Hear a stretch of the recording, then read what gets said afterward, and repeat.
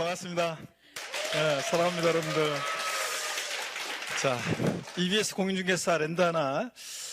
저는 부동산 세법 강의하는 강성규라고 합니다, 여러분들. 자, 오늘도 역시 저와 함께하는 명불허전 감동세법 우리 기본이론 강의 1주차 강의 보도록 하겠습니다. 먼저 첫 시간은 필기할 거 없이 처음에는 오리엔테이션입니다. 그래서 첫 시간 가볍게 한번 보시면 됩니다. 우리 부동산 세법이죠. 그래서 세법의 방대한 내용 속에서 부동산 세법을 우리 시험범위로 합니다. 그래서 부동산 세법이라는 것은 부동산을 취득할 때 부과되는 세금이 어떤 거고, 보유 이용 시 부과되는 세금이 어떤 거고, 양도시에 처분할 때 부과되는 세금이 어떤 거냐를 중심으로 우리가 출제가 되고 있습니다. 자, 그럴 때요, 우리 부동산 세법은 크게 세 개 부분으로 되어 있습니다. 어떻게 되어 있냐면 조세 총론이요. 세법의 기본적이고 공통적인 사항을 다루는 부분인데, 조세 총론, 자, 그 다음에 또 지방자치단체에서 부과하는 지방세, 또 국가에서 부과하는 국세, 이렇게 크게 세 개 부분으로 되어 있습니다. 자, 그럴 때 이 지방세, 국세 많은 세금들인데 그 세금들 중에서 우리 시험에서 중요한 세금들을 제가 한번 좀 소개하려고 합니다. 그래서 한번 보시면 어떤 내용이냐면요. 자, 여기를 한번 보시면 먼저 우리 어떤 사람들의 스토리를 통해서 좀 제가 부동산을 매매하는 이 두 사람의 스토리를 통해서, 특히 매수인 을의 스토리를 통해서 우리 시험에서 중요한 세금들을 좀 소개하려고 합니다. 갑과 을이라는 사람이 부동산을 여러분이요 매매합니다. 그럼 매매한다 그러면 두 사람 만나서 계약금을 치르고, 또 그 다음에 중도금을 치르고, 또 잔금을 치르고, 또 소유권 이전 등기하는 이런 과정을 거치겠죠. 자, 그럴 때 매수인 을이 계약금, 중도금, 잔금을 치렀을 때 이 매수인 을의 스토리를 통해서 좀 소개하려고 합니다. 등기 이전 아직 안 됐습니다. 자, 그럴 때 제가 예전에 이제 어렸을 때 살았던 그 동네에 초딩 남녀 동창들이 있습니다. 근데 남자 동창들은 고등학교 이후에도 이제 제가 좀씩 보고 그랬었는데, 여자 동창들은 이제 그 이후에 본 적이 없었습니다. 근데 한 5, 6년 전에 이제 한 친구가 주동이 돼가지고 밴드를 결성하면서 저희들이 처음으로 이제 만나게 됐는데요. 그 만나기 전날 밤에 그 동창들을 만날 생각하니까 그 잊고 있었던 유년의 그 추억들이 파편처럼 막 일어나면서 막 잠이 안 오더라고요. 막 설레여가지고. 그 약속 장소에 당일날 이제 갔어요. 음식점이었는데 사람들이 많아가지고 제가 이제 못 찾고 막 두리번거리고 있는데 어떤 아줌마가 오더니 제 손을 탁 잡으면서 반갑다 친구야 그러는데, 얼굴 딱 보니까 어렸을 때 얼굴이 있긴 있더라고요. 그래서 친구들 정말 반갑게 만나고, 제가 처음 만나고서 돌아오는 길에 무슨 생각이 들었냐면, 그런 말 있죠, 여러분? 첫사랑은 다시 만나면 안 된다. 그런 진짜 얘기가 탁 떠오르면서 그 풋풋했던 소녀들은 어디 가고, 하여튼 완전히 저희들보다 목소리가 더 크고 그냥 더 적극적이고 막 그렇더라고요. 그래서 그런 생각이 들었습니다. 제가 꼭 보고 싶었던 여자 동창은 그때도 안 나왔고 지금까지도 안 나오고 있어요. 제가 시간이 없어서 1년에 한 번 정도씩 밖에 참여를 못하고 있는데, 근데 꼭 보고 싶었던 여자 동창은 안 나왔습니다. 그 친구는 어떤 친구였냐면 고등학교 졸업할 무렵에 애를 낳았습니다. 애가 애를 낳아가지고 굉장히 고생했다는 얘기를 제가 간간히 들었었습니다. 그런데 그 신랑이 동대문 쪽에서 의료 관련한 일을 했었는데 예전에 그게 이제 좀씩 뭐가 되면서요 돈을 벌기 시작해서 전월세를 전전하다가 처음으로 집 하나를 사게 됩니다. 어린 시절에 나를 만나서 고생했으니까 이 명의는 네 명의로 해라. 그래가지고 이 을료 명의로 집을 하나 사게 됩니다. 계약금, 중도금, 잔금을 치렀어요. 등기 이전은 아직 안 됐지만, 자, 이 매수인 을은요 잔금 치렀을 때 이 부동산을 갑으로부터 사실상 취득했다 이렇게 봐요. 그래서 이 취득자 을에게 부과되는 세금이 있습니다. 자, 만약에 이 부동산이 6억짜리 부동산이다. 네가 6억짜리 부동산을 취득할 만큼 조세를 부담할 수 있는 능력이 있겠구나. 그래서 부과되는 세금이 있습니다. 어떤 세금 내겠습니까, 여러분? 그렇습니다. 공부하고 왔어요, 여러분, 사전에? 다 알고 있는데. 자, 여러분이 다 알고 있는 얘기를 제가 빙빙 돌려서 얘기했는데, 이런 표현들을 우리가 이제 공부하게 됩니다. 취득세라는 세금은 법에 열거되어 있는 대상 물건을 사실상 취득한 경우에, 등기 안 됐어도요, 사실상 취득한 경우에 취득자의 조세 부담 능력을 보고 부과하는 세금입니다. 자, 근데 또 이 이제 을려의 신랑이요 자신감이 붙었습니다. 그래서 좀 더 일을 확장해 보려고 했는데 돈이 필요해서 이 집을 담보로 해서 은행에서 돈을 빌립니다. 저당권 설정 등기하거나 또는 저당권 말소 등기하거나 이런 거 할 때 내는 세금이 있습니다. 어떤 세금 내겠습니까? 자, 등록 면허세라는 세금을 내는데 나중에 이제 자세히 배울 건데 옛날에 등록세라는 세금과 옛날에 면허세라는 세금 있죠? 이게 이제 통합된 세금입니다. 그래서 등록 면허세라는 세금을 우리가 이제 내게 됩니다. 저당권 설정 등기하거나 또 뭐 임차권 설정 등기, 전세권 설정 등기, 또 그런 말소 등기할 때 어떤 세금을 낸다? 등록 면허세라는 세금을 냅니다. 또요, 이 을려가 이제 잔금을 치렀잖아요. 등기 이전 을 명의로 아직 안 됐어도요, 6월 1일 날, 매년 6월 1일 날 재산을 사실상 소유하고 있으면 그 재산을 소유하는 자에게 매년 보유기간 동안 일정한 때가 되면 반복해서 부과되는 그런 세금이 있습니다. 어떤 세금 내겠습니까? 그렇습니다. 아이고, 뭐, 잘하는 분들. 그래서 재산세를 내고요. 또요, 을려의 신랑이 대박이 나가지고 또 이제 돈을 벌어서 집 하나를 또 샀습니다. 이번에 또 네 명의로 해라. 자, 그랬을 때 부부도 따로따로 개인별로 해가지고요. 개인별로 해서 전국에 있는 주택이면 주택, 토지면 토지 가격을 합쳐봅니다. 그랬더니 법에서 정해진 일정 기준 금액을 초과하는 고액의 부동산 보유자에게 부과되는 세금이 있습니다. 어떤 세금 내겠습니까? 그렇습니다. 다 잘 알고 있는데 여러분들 종합부동산세 세금을 내는데 종합부동산세는 재산세를 납부할 의무가 있는 사람들 중에서 법에서 정해진 일정 기준 금액을 초과하는 고액의 부동산 보유자에게 부과합니다. 제가 딱 보니까 지금도 결혼 안 한 청춘이 살짝 있는 것 같은데 그래서 그런데 결혼한 청춘들에게 항상 제가 하는 얘기가 있습니다. 남친 여친 사귀다가 이제 결혼까지 생각하게 됐을 때 꼭 물어보라고 합니다. 혹시 오빠네 집은 종합부동산세네? 이렇게 물어보고, 야 니네 집은 혹시 종합부동산세냐? 이렇게 물어봐가지고 갔다 오더니 오빠 우리 집 종합부동산세인데 그러면 나랑 결혼해줄래? 이렇게 얘기하고 갔다 오더니 야 우리 집 종합부동산세인데 오빠 나랑 결혼해? 자 이렇게 얘기하라고 합니다. 종합부동산세는 그런 세금입니다. 자, 종합부동산세를 내고요. 또 그 다음에 제가 매수인 입장에서만 얘기했는데 매도인 입장에서 보면요. 계약금, 중도금, 잔금을 받았을 때 등기 전 안 해줬어도 갑은 이 부동산을 을에게 사실상 양도했다 이렇게 봐요. 그래서 이 양도자 개인에게 부과되는 세금이 있습니다. 우리 같은 개인이 소득 발생하면 소득세, 법인이 소득 발생하면 법인세가 부과됩니다. 특별히 부동산 등을 양도해서 발생하는 양도소득에 대한 소득세를 양도소득세 이렇게 얘기합니다. 양도소득세는 소득세법에 열거된 소득의 한 종류예요. 종합소득, 퇴직소득, 양도소득 이렇게 소득의 한 종류인데 양도소득에 대한 소득세, 양도소득세를 냅니다. 자, 그래서 우리가 시험에서 이제 많은 세금들이 있지만 이따가 이제 볼 건데 그 세금들 중에서 우리 시험은 얘네들 중심으로 출제가 됩니다. 부동산 취득 시에 부과되는 취득세, 등록면허세, 보유 시에 부과되는 재산세, 종합부동산세, 양도 시에 부과되는 양도소득세를 중심으로 시험 문제가 출제가 되고요. 우리가 이제 취득세, 또 등록면허세, 또 그다음에 재산세, 이 세금들은 지방자치단체에서 부과되는 세금이다 그래가지고 우리가 지방세 이렇게 얘기합니다. 지방세는요, 이따가 보겠지만 많은 세금들이 있는데 그 중에서 우리 시험은 취득세, 등록면허세, 재산세를 중심으로 출제가 되고 또 종합부동산세, 얘네들 양도소득세 있잖아요. 이 종합부동산세, 양도소득세는 국가에서 부과하는 세금입니다. 그래서 국가에서 부과하는 세금이기 때문에 국세 이렇게 얘기하는데 국세에는 많은 세금들이 있는데 그중에서 우리 시험은 종합부동산세와 양도소득세를 중심으로 출제합니다. 그래서 우리는 부동산세법입니다. 부동산 취득시에, 보유시에, 양도시 부과되는 세금들을 중심으로 출제가 되고 공부를 하고 있습니다. 자, 부동산세법 출제 경향을 분석하면 미래가 보인다. 그래서 여러분요. 자, 시험 어떻게 출제가 되고 있냐면 우리 세법은 크게 세 개의 부분으로 되어 있다고 그랬죠. 조세, 총론, 지방세, 국세예요. 그럴 때 조세, 총론이란 부분에서는 시험 문제가 한 두 문제가 계속 출제가 되고 있습니다. 지금. 그리고 37회 시험도 한 두 문제 예상하시면 되고요. 지방자치단체에서 부과하는 지방세에서 취득세에서 시험 문제가 두 문제 정도 출제가 되고 있는데 35회 시험만 자, 세 문제 나왔는데요.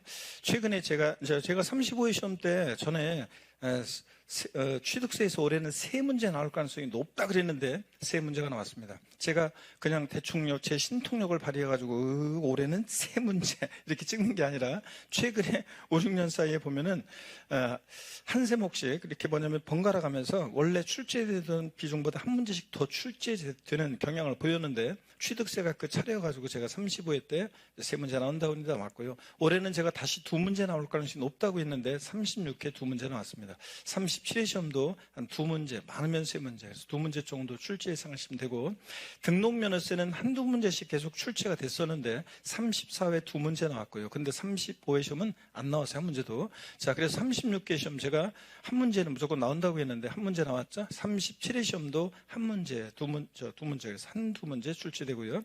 재산세는 33, 34, 자, 그 전에 2문제가 나왔었는데 그 이전에도 3문제씩 나왔다가 33, 34만 회만 2문제가 나왔습니다. 제가 35에 3문제 다시 나올 가능성이 높다고 했는데 3문제 나왔고 올해도 3문제 나왔습니다. 37회 시험도 적으면 2문제지만 한 3문제 정도 출제 예상하시면 되고요.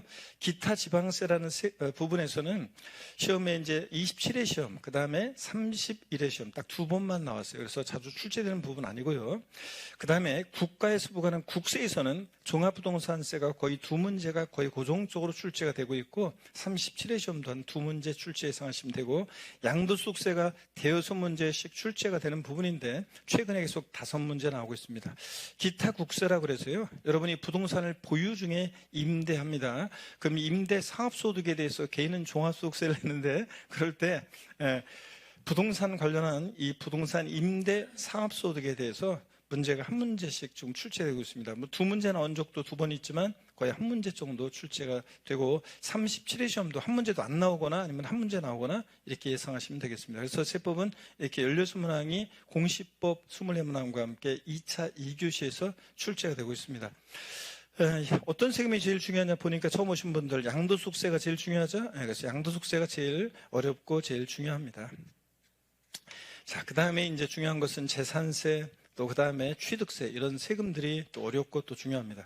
그런데 등록면허세라는 세금과 종합부동산세 같은 세금은 출제 문항수가 적으니까 제껴도 되겠네요 이렇게 생각하시면 절대 안 되는 것이 우리 한 문제 때문에 지금 올해 시험 같으면 특히 전국적으로 한 문제 때문에 떨어져가지고 지금 안 돼가지고 지금 그 눈물을 흘리면서 지금 잠 못 이루는 사람들이 전국적으로 지금 엄청 많습니다. 그래가지고 세법도 올해 36개 시험은 문제가 아주 지랄맞게 출제가 돼가지고 역대급으로 어려웠던 33회 시험만큼 어렵게 나왔는데 또 거기다가 또 좀 치사하게 지저분하게 또 치사하게 문제를 내서 차분히 지문을 보지 않으면 아차직 실수하게 또 내는 그런 문제, 또 지문도 길고 박스형 문제도 많이 나오고 그래서 어려웠던 시험이었습니다. 그런데 어려웠던 시험이었는데 33회 시험만큼 36회가 어렵게 출제가 됐습니다.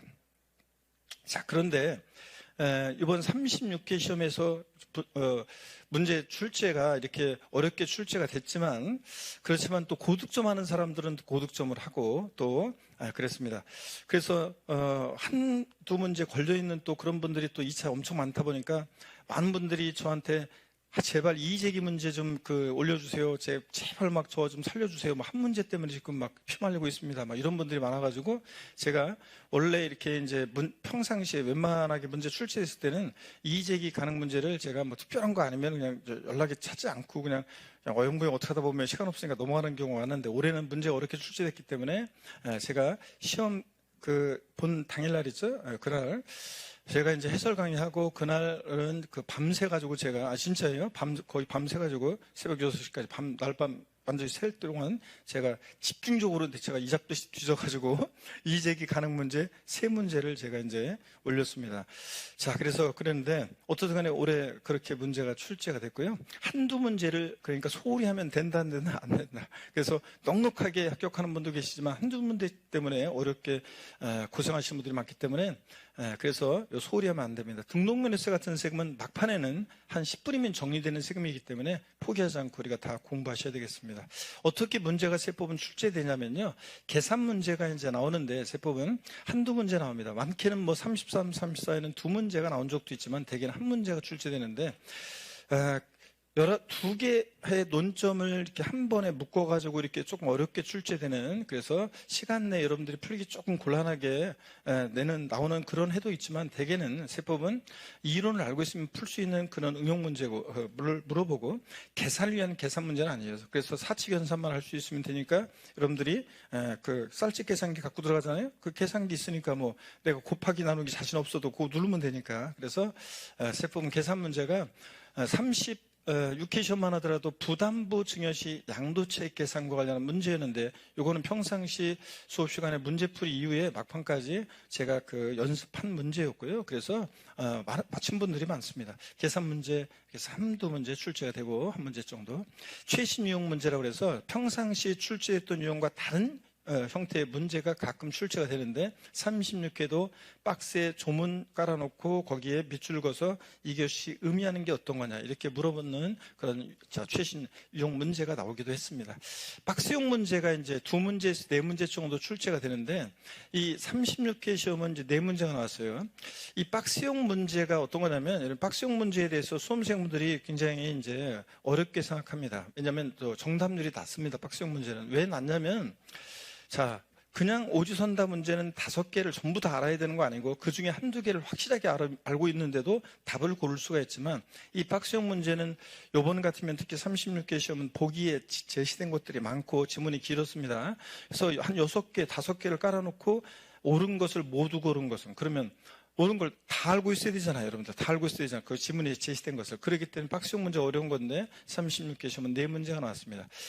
박스형 문제가 많아지는 추세는 올해 만 그런 게 아니라 최근 공인중개사 시험의 트렌드 중에 하나예요. 공인중개사 시험 최근 트렌드는 융합형으로 문제가 출제되고 그러니까 뭐 예전부터도 그랬긴 했지만 부동산 합계론 문제에서 공법 문제, 세법 문제 출제되고 중개사법 문제도 나오고 또 중개사법 문제에서 올해는 안 그랬지만 작년 같으면 민법 문제, 오직 그 진짜 생민법 문제가 뭐 한 6문제, 7문제 이렇게 출제되기도 하고 등등 이렇게 융합형으로 출제가 되고 또 과목 간에 연계가 되어 있기 때문에 항상 처음에 공부할 때는 1차, 2차를 같이 공부하셔야지 시너지 효과가 생깁니다. 두 번째, 융합형, 그 다음에 이제 두 번째가 이제 최근 공인중개사 시험의 트렌드는 박스형 문제가 이렇게 많이 나온다는 거예요. 그래서 다른 과목도 박스형 문제가 많이 나옵니다. 그래서 어렵게 출제되는 거예요, 말하자면. 그래서 박스형 문제가 많이 출제된다는 거. 또, 긍정형 문제, 옳은 거 골라라 문제가 많이 출제되고 있습니다. 여러분, 그래서 예전에는 틀린 것은 이런 문제가 대부분이고 옳은 것은 옳은 것을 고르는 문제는 많지 않았는데 최근에는 거의 비율이 비슷할 정도로 이렇게 옳은 것을 골라라 문제가 많이 출제되고 있습니다.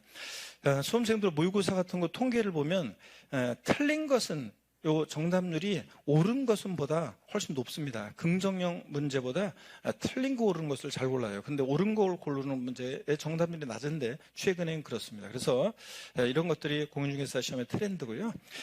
그 다음에 가로놓기 문제가 세법은 가끔씩 중요한 숫자를 가끔씩 가로놓기 문제로 출제가 되는데 가끔요 36회 이번에 가로놓기 문제 나왔는데 이건 비사업용 토지에 관한 기준을 알고 있는지를 묻는 문제였는데 강의 안 하는 부분이고 책에는 있어요. 책에는 있는데 강의 안 하는 부분인데 10년 동안 한 번도 안 나온 부분에서 나왔습니다. 세법은 어떤 경향이 있냐면 예전에 시험 쉽게 출제될 때도 한 번도 출제 안 됐던 부분에서 매년 한두 문제씩 출제가 되고 있습니다. 한두 문제씩 계속. 한 번도 안 나왔던 테마라든가 또 법령 또 저 구석에 있는 거 거기서 또 이렇게 끄집어내가지고 문제를 구성합니다. 그래서 세법은 그런 게 특징인데 36개 시험에서 요 가로놓기 문제, 요 비사업용 토지 문제는 한 번도 출제 안 됐던 부분에서 이제 또 출제가 됐고요. 자세한 내용을. 이런 건 틀리려고 내는 문제라 그냥 틀리면 돼요. 아니면 잘 찍으면 돼요, 여러분들. 자, 그런 거고. 종합 문제가 또 세법의 특징이에요. 세법은 범위가 엄청 방대합니다, 원래 세법이. 근데 출제 문항수는 적다 보니까, 자, 취득세 그러면 취득세 문제에서 여기저기 주요 내용을 뽑아가지고 오지선다를 구성합니다. 등록면허세 역시 한 문제 나오면 종합 문제로 나옵니다. 여기저기서 뽑아가지고 골고루 구성합니다. 종합부동산세 역시 종합 문제로 골고루 주요 내용들을 섞어서 물어봅니다. 이기 때문에 특정 테마만 찍어서 공부하면 안 되고, 주요 내용, 세목 들의 주요 내용들을 골고루 공부해야 돼요. 그래서 4문제에서 6문제 이렇게 출제가 되는데 35, 36개는 종합문제 6문제 나왔고요. 그래서 주요 내용들을 골고루 공부하고 있어야 된다. 세율 문제가 세율에 관한 세법은 세율이 중요합니다. 그래서 몇 프로 세율을 적용할 것이냐. 이 세율 문제가 최소 2문제에서 많게는 4문제까지 관련해서 매년 출제가 되는데 이번 36개 시험은 종합문제 중에서 지문 하나 나오는 정도. 그러니까 세율 문제가 안 나왔다고 볼 수 있습니다. 그래서 이게 특징이었어요. 올해 36회. 세율 문제는 매년 2문제, 4문제 나오는데 올해는 한 문제도 안 나왔다는 게 특징이에요. 그래서 제가 이제 여러분들 시험 마지막 강의 때 항상 제가 하는 약속이 있죠. 여러분들이 어느 곳에서 시험을 보더라도 자, 제가 세법 문제 펼치면 제가 함께함을 느낄 것이고 제 음성이 들릴 겁니다. 이렇게 약속을 드리는데, 올해 시험이 그렇게 지랄맞게 출제가 됐어도 고득점한 사람들은 교수님 제 음성이 막 들렸어요 막 하면서 문제 풀었다고 하는데, 어떤 사람들은 하나도 안 들렸어요, 정신이 하나도 없었어요 하면서, 이런 사람들 똑같이 배워가지고, 그럼 어떤 사람은 음성이 들리면서 고득점하는데 어떤 사람은 왜 안 들리냔 말이지. 근데 올해 체감하기에 제 음성이 많이 안 들린 것처럼 느낀 것은 왜냐면 세율 문제가 안 나와서 그래요. 세율 문제가 작년 35회 시험 같으면 우리가 외운 거 수업 시간에 우리가 이제 스토리텔링으로 외운 게 그대로 이제 시험 문제 나오고, 그러니까 그 외운 거로 문제 상상 8 뭐 이렇게 하면서 문제 쉽게 풀었는데, 올해 같으면은 세율 문제가 하나도 안 나오는 바람에 제 음성이 좀 더 적게 들렸다, 이렇게 볼 수 있습니다. 자, 근데 37회 시험은 세율 문제 다시 최소 2문제, 4문제 나옵니다, 여러분들. 최근 난이도는 높아졌습니다, 점점. 그래서 중상급 난이도가 출제가 되고 그러는데, 36회는 물론 역대급 난이도였고요. 여러분, 공인중개사 시험은 1차 과목은 최근에 보면 그 경향이 한 과목이 좀 까다롭게 출제되면 한 과목은 다른 과목은 좀 무난하게, 이런 식으로. 그래서 작년 35회 시험 때는 부동산 학교론 문제가 지랄맞게 출제가 됐다고 했는데, 그런데 민법은 좀 상대적으로 무난하게 이렇게. 또 뭐 올해 같으면 민법이 상대적으로 조금 어려웠다고 하지만 학교론을 무난하게 이렇게 해가지고 어느 정도 1차는 좀 붙이는 식으로 갑니다. 자, 붙여주는 식으로. 그런데 2차 과목에서 이제 난이도를 조절해가지고 합격자 수를 조절하고 있습니다. 여러분들이 공부할 때는 뭐 그냥 뭐 중개사 인원이 너무 뽑는 인원이 적다, 뭐 한 2만 몇 명씩 뽑아라, 막 15,000명은 너무 적다, 뭐 이렇게 하고 문제 좀 쉽게 출제해라 막 하지만, 여러분이 공인중개사 되는 순간 공인중개사 숫자가 너무 많은 것 같은데 바로 이렇게 돌변합니다. 그래서 협회에서 엄청 압력을 계속 오랫동안 로비하고 그렇게 하기 때문에 합격자 수를 지금 줄이려고 엄청 노력을 해요. 그러다 보니까 어떻게 줄여야 돼? 우리 절대평가다 보니까 난이도를 통해서, 그 난이도를 특히 2차 과목 난이도를 통해서 조절하고 있습니다. 그래서 공법은 계속 어렵게 나오고, 자, 그 다음에 공시세법 또 이렇게 계속 지금 최근에 어렵게 나오고 있습니다. 그 다음에 중개사법이 가끔씩 이제 어렵게 나오는데, 가끔씩 어렵게 나오면 중개사법이 합격자 수가 4,000명에서 거의 한 예전 같으면 10,000명 정도까지 차이가 납니다, 여러분들. 그래서 26,000명이 예전 같으면 합격자 배출됐었다. 중개사법이 어렵게 나오면 15,000명으로 확 줄고, 이런 식으로. 그래서 올해 36회 시험도 2차 과목 공법, 공시세법이 어려웠지만 중개사법에서 되게 고득점을 해서 80점 이상, 85점, 90점 이렇게 맞아가지고 합격한 분들이 대부분입니다. 중개사법을 만약에 65점 맞았다, 이런 사람들은 올해 떨어질 가능성이 높습니다. 그래서 어떤 수강생분은 저한테, 교수님, 저요 공시법 때문에 떨어진 것 같아요. 아니면 뭐 이런 분이 계세요. 공법 때문에 떨어졌어요. 이런 분이 계시는데, 중개사법 점수를 그런 분들 물어보면요, 거의 뭐 70점, 65점 이렇습니다. 그런 사람들은 무조건 떨어지는 거예요. 중개사법은 무조건 8, 90점 고득점을 했어야 되는데 그렇게 못했기 때문에 떨어진 거예요. 공법 때문에 떨어진 거 아니에요. 공시세법 때문에 떨어진 거 아니에요. 그런 분들은 뭐 때문에 떨어졌다? 중개사법은 못해서 떨어졌다, 이겁니다. 자, 어떻든 간에 최근에 난이도는 계속 높게 출제되고 있습니다. 상급 난이도 문제가 4-5문제씩 출제가 되고 있습니다. 예전에는 뭐 2-3문제 그랬는데 지금은 4-5문제로. 킬러 문제 포함이야. 킬러 문제라는 것은 바로 아까 그런 거예요. 한 번도 안 나왔던 부분에서 나옵니다. 그러면 그런 건 틀리라고 내는 문제고, 절대평가 시험에서는 절대적으로 틀리라고 문제를 냅니다. 우리가 상대평가는 커트라인이 90점이든 몇 점이든 줄 세워가지고 끊으면 되잖아요, 합격자 수를. 그런데 이 절대평가는 60점 넘으면 무조건 합격시켜줘야 되잖아요. 그러니까 합격자 수가 4만 명, 5만 명 나오면 되겠어요, 여러분들? 그러면 안 되니까 합격자 수를 조절하기 위해서 절대적으로 틀리라고 되는 문제를 냅니다. 자, 그래서 세법도 그런 것들이 역시 출제가 되고. 근데 그런 것들은 우리 합격에 당락에 영향을 주지 않습니다. 중학급 난이도가 이렇게 출제가 돼요. 그럼 이런 문제들은 무조건 맞춰야 되는 거고, 우리가 평상시에 수없이 반복해서 공부한 내용들입니다. 포인트 알려드린 것들이고요. 그래서 이런 것들 무조건 맞추고 하면 됩니다. 세법을 사랑하고 저를 사랑하고 그러면, 자, 올해도 그랬지만 아무리 문제가 지랄맞게 나오더라도 고득점 합니다, 여러분들. 자, 그래서 이렇게 해서 세법 출제되고 있고 문제 자세히 분석해 드렸습니다. 어떻게 출제되는지. 자, 그러면 37회 시험 어떻게 준비할 것인가? 자주 기출됐던 부분에서 여전히 출제가 되고 있습니다. 그래서 60%는 어느 과목이든 자주 출제됐던 테마에서 그런 내용들이 출제가 되고 있습니다. 그렇지만 고득점을 위해서는 기초과정부터 심화 내용까지 전반적인 학습을 해야 합니다. 세법을 왜 고득점을 해야 되냐면 중개사법이 좀 어렵게 나오거나 그랬을 때 세법에서 공시세법에서 한 문제라도 세법에서 더 맞추는 것이 얼마나 좋은지를 여러분들이 알게 됩니다. 그래서 한 문제라도 더 맞춰야 되죠.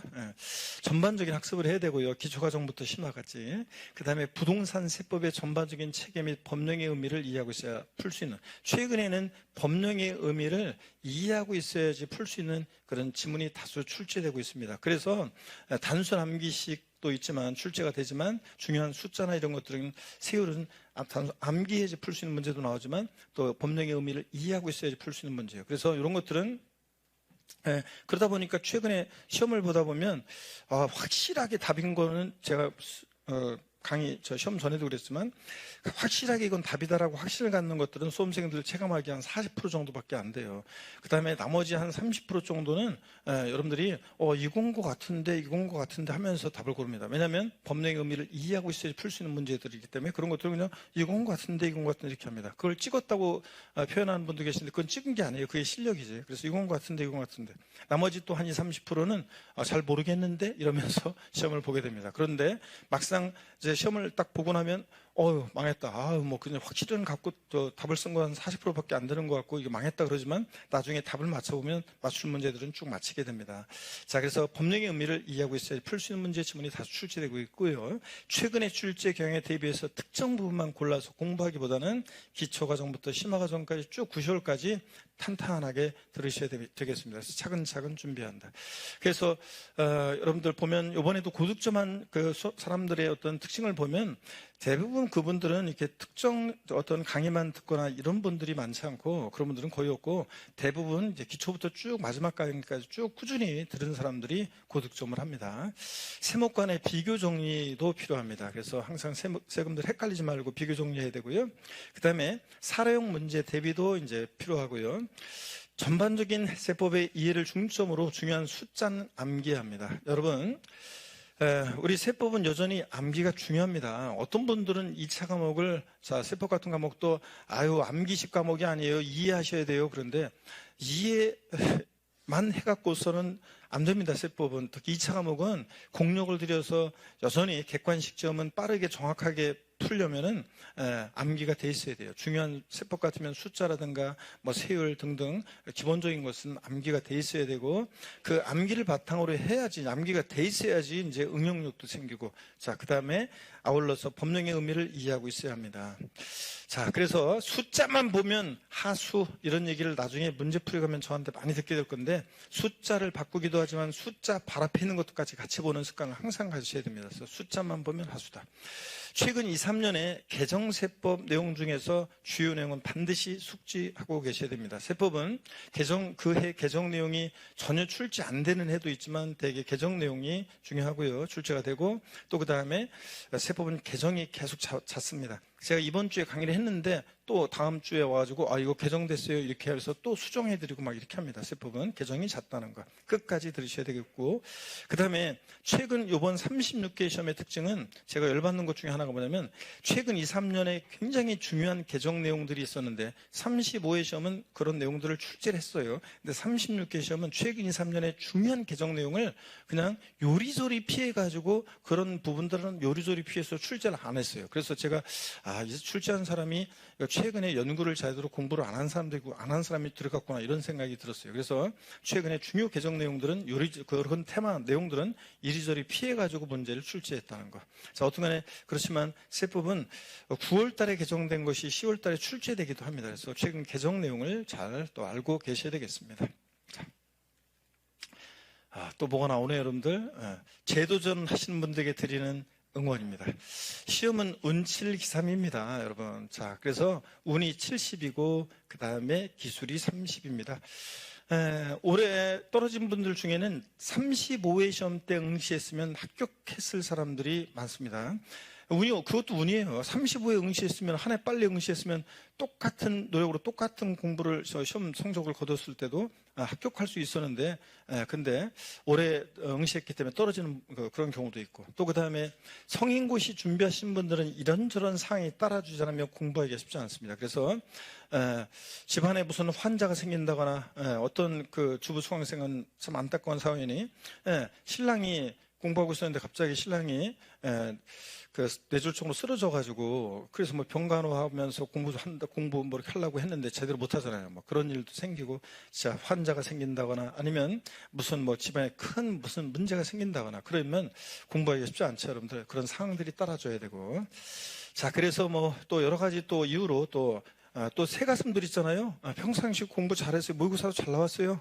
자, 그런데 꼭 시험장, 본 시험만 가면은 갑자기 또 그냥 모르는 문제, 그냥 낯선 문제 나오면 빨리 통과하고, 그런 것들은 틀리고 내는 문제들 나오잖아요. 그냥 빨리 통과하고 똘똘한 문제 빨리빨리 손잡아주면 되는데, 그런 문제 딱 보면 까매지면서 그냥 이렇게 실력 발휘를 못하고 당황해가지고 문제 2번, 3번 읽고 시간 막 가니까 나중에 막 찍고 이렇게 해가지고 어이없이 떨어지는 사람들이 많습니다, 여러분들.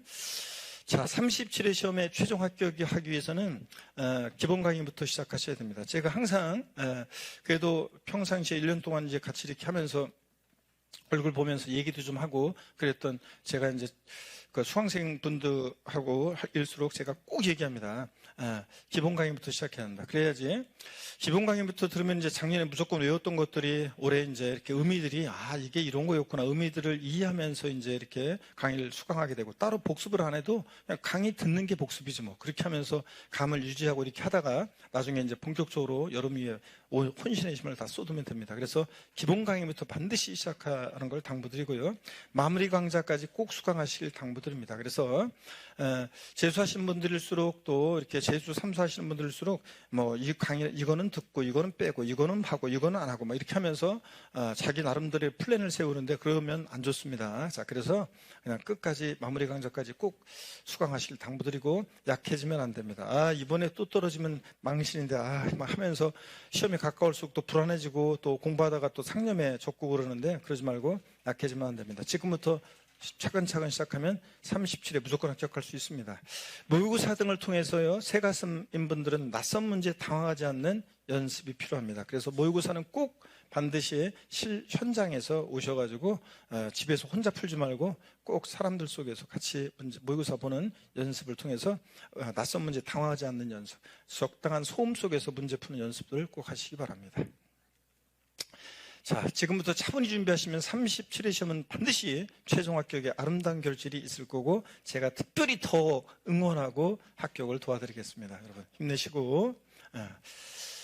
자, 제 강성규 교수만의 차별화된 부동산 세법 고득점 전략. 그래서요, 한번 보시면 우리 부동산 세법은요, 효자 과목입니다, 여러분. 자, 여러분 그 세포자가 되면 안 돼요, 여러분들. 세법을 포기하는 자가 된다.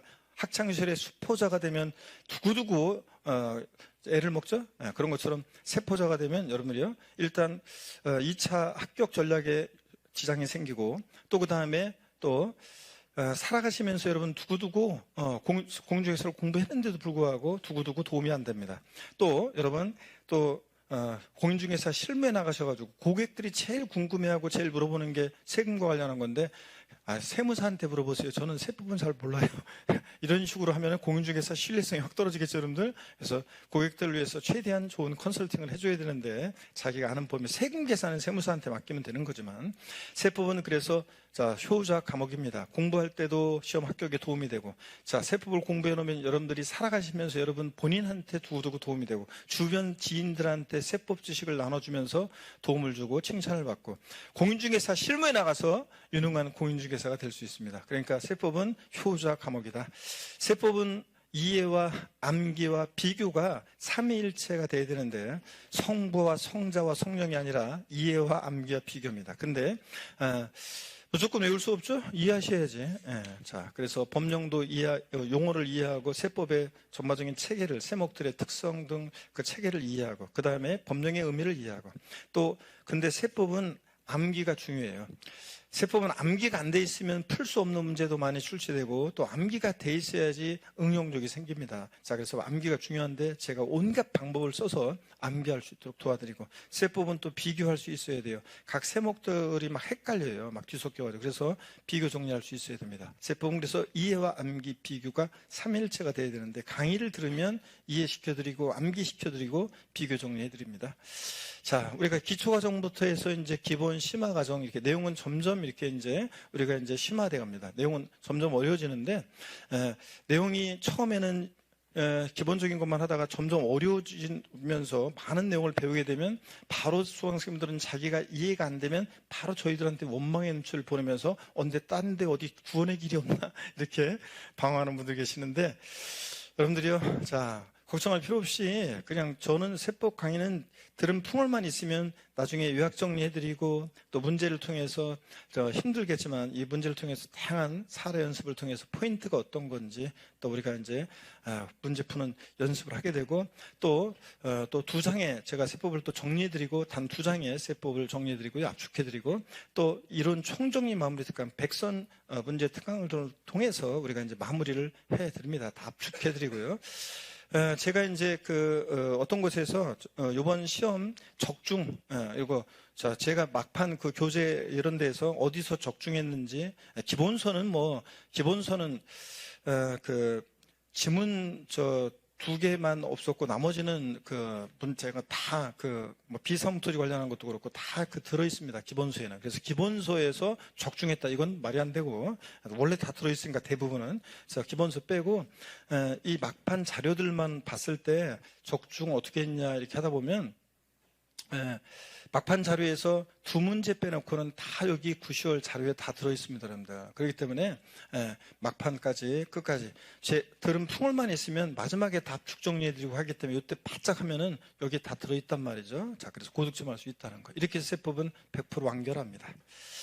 자, 그 다음에 표정들을 보니까 굉장히 엄청 오늘 첫 강의여가지고 처음 만났는데도 아까 우레 같은 박수로 환영해주고, 그래서 기분이 업되고 그랬었는데, 이런 내용이 진행될수록 분위기는 진지해서 좋긴 한데 너무 그냥 침울해지는 분위기가 너무 가라앉는 분위기인 것 같은데, 그러지 않으셔도 되는데 지금. 자, 오리엔테이션인데, 자, 처음 고득점 전략이요. 부동산 세법 고득점 전략. 처음에 완벽한 이해보다는 완강이 중요해요.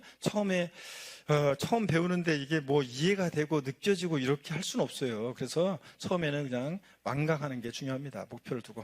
세법의 기본 원칙을 이해하고. 자, 여기 이제 중요한 부동산 세법에서 실질과세 원칙이라는 그런 것들이 있는데, 그런 것들을 이해하면 많은 내용 외우지 않아도 되고요. 또 핵심은 반복하라. 처음에 어렵다고 느낀 것은 생소한 용어 때문이다. 용어의 낯설음을 극복하라는데, 다른 과목도 똑같습니다. 민법도 용어의 낯설음을 극복하면 거의 절반 먹고 들어가는 거고, 세법도 그렇습니다. 처음에 용어가 낯설어가지고, 제가 오늘 이제 기본 강의 하는데 어려운 이론을 강의하지 않습니다. 오늘 용어 위주로 이제 진행되면서 이렇게 하는데 어려운 내용들 강의하지 않습니다. 그런데 어떤 분은 첫 수업 끝나고 귀에 쏙쏙 들어와요. 막 재밌었어요. 이런 이렇게 평을 하는 분이 있는 반면에 어떤 분은 하나도 모르겠어요. 어려워요. 막 이런 사람이 있습니다. 내가 오늘 첫날 어려운 거 하나도 강의 안 했다니까요. 안 한다니까. 그런데도 어렵대. 그거 왜 그런 거냐? 어려워서 어려운 게 아니라 낯설고 생소해서 어렵게 느껴진 것 뿐이에요. 그래서 오늘 수업 끝나고 저한테 생소했어요, 낯설었어요 이렇게 얘기해야지 어려웠어요 이런 얘기 하시면 안 돼요. 여러분들 아셨죠? 어려운 거 안 했는데 무슨 어렵다고 그래. 생소했다 그런 얘기입니다. 자, 근데 우리가 생소하고 낯설고 사람도 그렇잖아요. 극복하는 방법은 뭐예요? 자꾸 만나야지. 자꾸 만나면 익숙해지잖아요. 편해지고. 그런 것처럼 자꾸 보다 보면 익숙해지고 다음 순환 하다 보면 익숙해지고 편안해집니다. 자, 세목의 특성과 구조를 이해하고 비교하라. 이 세금들의 특성, 구조 어떻게 되어 있는지 취득세는 이해하고 비교하는 건데 강의를 들으시면 됩니다. 기초부터 마무리 강좌까지 함께하면 별다른 시간 투자 없이도 세법은 고득점 할 수 있습니다. 좋은 점수를 맞을 수 있습니다, 여러분들. 자, 강성규 교수의 감동세법 강의, 왜 감동세법인지는 여러분들이 강의를 듣다 보면 나중에 알게 됩니다. 감동세법 강의요. 그래서 우리 어떤 여기 평촌 랜드 하나에서 합격한 분이 오셔가지고 또 글로도 그랬었는데, 아유, 뭐, 제가 처음에는 교수님 강의 들으면서, 몸이, 진짜 뭐야, 막 좀 오글거려가지고 막 좀 그랬는데 못 따라하라고 하면 못하고 좀 그랬었는데, 왜 그렇게 하나, 뭐 시 같은 것도 그렇고 왜 그러나 했는데, 나중에 어느 날 힘겨운 어느 날 있죠? 어느 날 눈물이 왈칵 나고 위로가 되고, 또 그 다음에 문제도 막 음성이 들려서 문제 풀고 막 그러면서 신기했다, 이런 얘기를 했었습니다. 자, 왜 감동세법인지 알게 되고, 고득점을 가능하게 하는 비장의 무기들이요. 한 땀 한 땀 공들여 만든 PPT로 시험에 나온 포인트만 콕콕 집어서 확실하게 알려드리고, 그 다음에 스토리텔링, 연상기법 등 온갖 방법을 제가 다 씁니다. 그래서 시험장에서 음성 지원이 되는 겁니다, 여러분. 자, 제가 여러분 많은 분들에게 시험장에서 세법 문제 펼치면 제가 함께함을 끼고 제 음성이 들릴 겁니다, 이렇게 얘기하면 뻥인 것 같지만 많은 합격생분들이 간증하고 있습니다, 여러분들. 자, 왜 근데 음성이 들리냐고요? 제가 온갖 방법을 다 쓰기 때문에 그래요. 스토리텔링, 연상기법 등 온갖 방법을 다 씁니다. 그래서 비디오로 보셔야 돼요, 저를. 자, 그 다음에 반복하는 마성의 되새긴 강의. 중요한 내용들은 계속 반복할 거고요. 합격생이 추천한 단 2장으로 정리해두는 2장 세법 자료요. 올해는 좀 늦게 나눠드렸었는데 제가 나중에 좀 올해는 37회 시험 대비해서는 좀 일찍 나눠드리도록 하겠습니다. 2장 세법 자료요. 단 2장입니다. A4 용지 2장이냐고요? 아니에요. 얼마나 좋겠어요. 그런 시험이 어디 있어요, 여러분들. B4 용지 2장입니다. 그래서 2장으로 다 정리해드립니다. 나중에 2장 하면은 8문제 기본으로적으로 절반은 맞추는 건데, 이렇게 요거 하면 틀이 딱 잡혀가지고 이제 도움이 될 거고, 여러분들. 많은 합격생분들이 올해 36개 시험도 막판에도 계속 요거로 틀을 잡으면서 계속 했다고 많은 분들이 얘기합니다. 시험에 나오는 것을 예측해 정리해주는 천기누설 총정리 자료들. 9, 10월 자료가 제일 중요해요. 다른 과목들도 교수님들이 9, 10월 자료에 자기가 올해 출제가 유적시 된다고 하는 내용들을 거기를 압축한 거잖아요. 그렇기 때문에 세법 역시 2문제 빼놓고는 그 9, 10월 자료에 다 문제가 들어있었습니다, 여러분들. 다 내용들이. 그래서 이렇게 마지막까지 끝까지 함께 하시길 당부드립니다. 부동산 조세 세목별 구조요.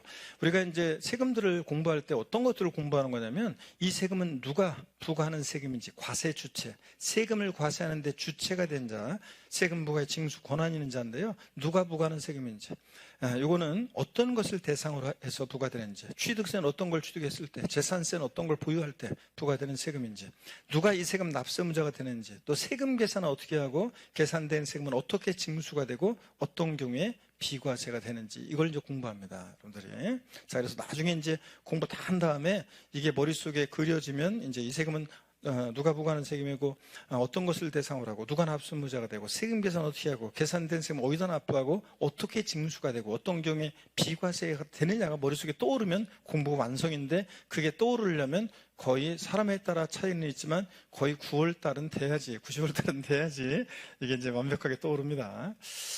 자, 여기까지 오리엔테이션이었고요. 이제 다음 시간에 이제 2번째 시간부터 학습 목표, 우리 보세요. 어떤 것을 오늘 학습 목표로 하는지 여기 나와 있는데, 요거 잠시 우리가 이제 첫 시간 이렇게 해서 오리엔테이션 마치고 2번째 시간부터 이제 본격적으로 진도를 나갑니다. 자, 여러분, 첫 시간 오리엔테이션, 우리 부동산 세법입니다. 부동산을 취득할 때 부과되는 취득세, 등록면허세, 보유시 부과되는 재산세, 종합부동산세, 양도시에 부과되는 양도세를 중심으로 출제된다는 거, 또 출제 경향 분석해드렸고, 어떻게 대비할 것인지 또 이런 것들을 말씀드렸고, 제 강의의 특징을 말씀드렸습니다. 자, 첫 시간 오리엔테이션 이렇게 마치고 다음 2번째 시간에 씩씩한 모습으로 다시 뵙겠습니다. 고맙습니다.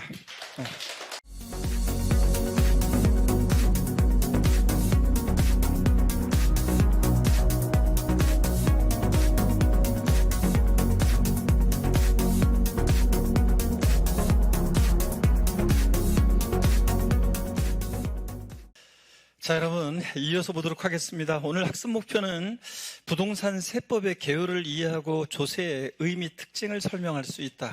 그 다음에 우리가 오늘 물납과 분할납부라는 것을 배우는데요. 물납과 분할납부가 어떤 건지 용어를 이해하고 해당 세목을, 물납과 분할납부 할 수 있는 해당 세목을 설명할 수 있다. 또 조세 분류에서 용어를 익히시고 세금들의 특성을 설명할 수 있다. 이게 오늘 첫 시간 학습 목표가 되겠습니다. 저쪽. 자, 우리 조세 총론인데 시험 문제는 조세 총론에서 두 문제 정도가 출제된다고 그랬습니다. 그래서 두 문제 정도 출제되는데 한번 보세요. 우리가 7회 시험도 한 두 문제 정도 출제 예상하시면 되고, 조세 총론에서. 먼저 조세 총론에서 의미 특징을 공부하는데, 이건 가볍게 그냥 보는 건데, 조세의 특징에서 시험에 의미가 있는 것은 한 가지가 있고요. 그 다음에 조세 분류가 가끔씩 이제 시험에 출제되는데, 특히 부동산 활동에 따른 분류를 중심으로요. 그래서 부동산 취득 시, 보유 시, 양도시 부과되는 세금을 중심으로 알아두시고, 또 용어를 익히고 조세 분류를 통해서 세목들의 특징을 우리가 이제 파악하게 됩니다. 자, 그럼 먼저 조세의 의의인데, 본격적으로 보기 전에 우리가 조세 총론 어떤 것들을 강의하냐면, 기본인 강의에서는요, 조세의 의의 및 특징, 자, 가볍게 보고 의의 특징에서 시험에 의미가 있는 거 하나가 있고요. 이제 조세 분류 가끔씩 나오는 부분이고, 이 징수 방법, 이 세금은 어떻게 징수되느냐를 잘 보셔야 돼요. 그래서 이건 강론하고 연결되어 있고, 그래서 이 조세의 징수 방법을 잘 보셔야지, 이해하셔야지 뒤에 강론에서 이제 우리가 쉬워집니다. 이 세금은 어떻게 징수되느냐 꼭 알고 있어야 되고, 납세의무 확정이라는 것도 연결이 되어 있고, 그래서 중요합니다. 가산세는 제가 36회 시험 전에요, 조세 총론에서 자, 두 개 부분을 찍어봐라, 두 문제 찍어봐라 그랬을 때 제가 가산세 시험에 나온다고 그랬는데, 분명히 그랬어요. 증거가 다 있어요, 여러분들. 가산세 나온다고 했는데 가산세 나왔습니다.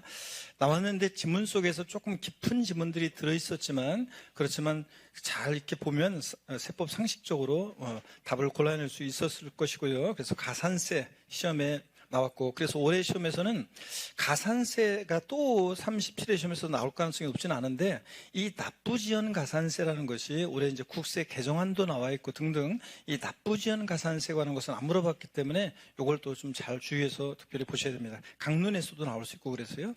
또 제가 이제 보세요. 납세 의무는, 우리 세금 납부 의무는 일정한 경우에 성립하고 확정이 되고 소멸하는 과정을 거치는데, 이 소멸에서 34, 35 연달아 나왔어요. 2년 연속. 그래서 제가 올해 또 나올 가능성은 36개 시험은 낮다. 그런데 성립과 확정에서 나올 가능성이 높다 그래서 별표 3개 했어요. 가산세 별표 3개.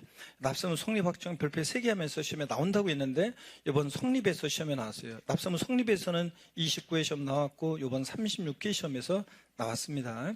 그래서 또 여기서 나올 가능성은 높지 않고요. 낮고 굉장히.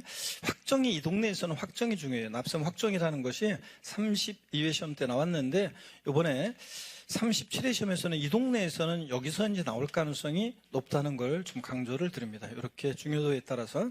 또 그 이후에도 우리가 이제 심화 과정에서, 이제 다음 심화 과정에서 여기 이후에 더 조세 총론 나오는 내용들이 있어요. 근데 그런 내용들은 세법 좀 공부가 되고 다른 과목에서 공부가 좀 돼야지 이해가 될 수 있는 내용들이 있기 때문에, 우리가 그 나머지 내용들은 심화 과정에서 배우고, 이번 기본 과정에서는 이런 내용들을 테마로 우리가 조세 총론 공부합니다. 자, 우리 조세라는 게 어떤 거냐 보시면요. 자, 조세라는 게 어떤 거냐. 본격적으로 보기 전에 그러면 한번 우리 스트레칭 한번 하고 시작할까요, 여러분들? 목 운동부터 한번 합니다, 여러분. 하나, 둘, 셋. 네, 반대로. 하나, 둘, 셋. 네, 허리도 여러분요, 좌로 우로 돌립니다.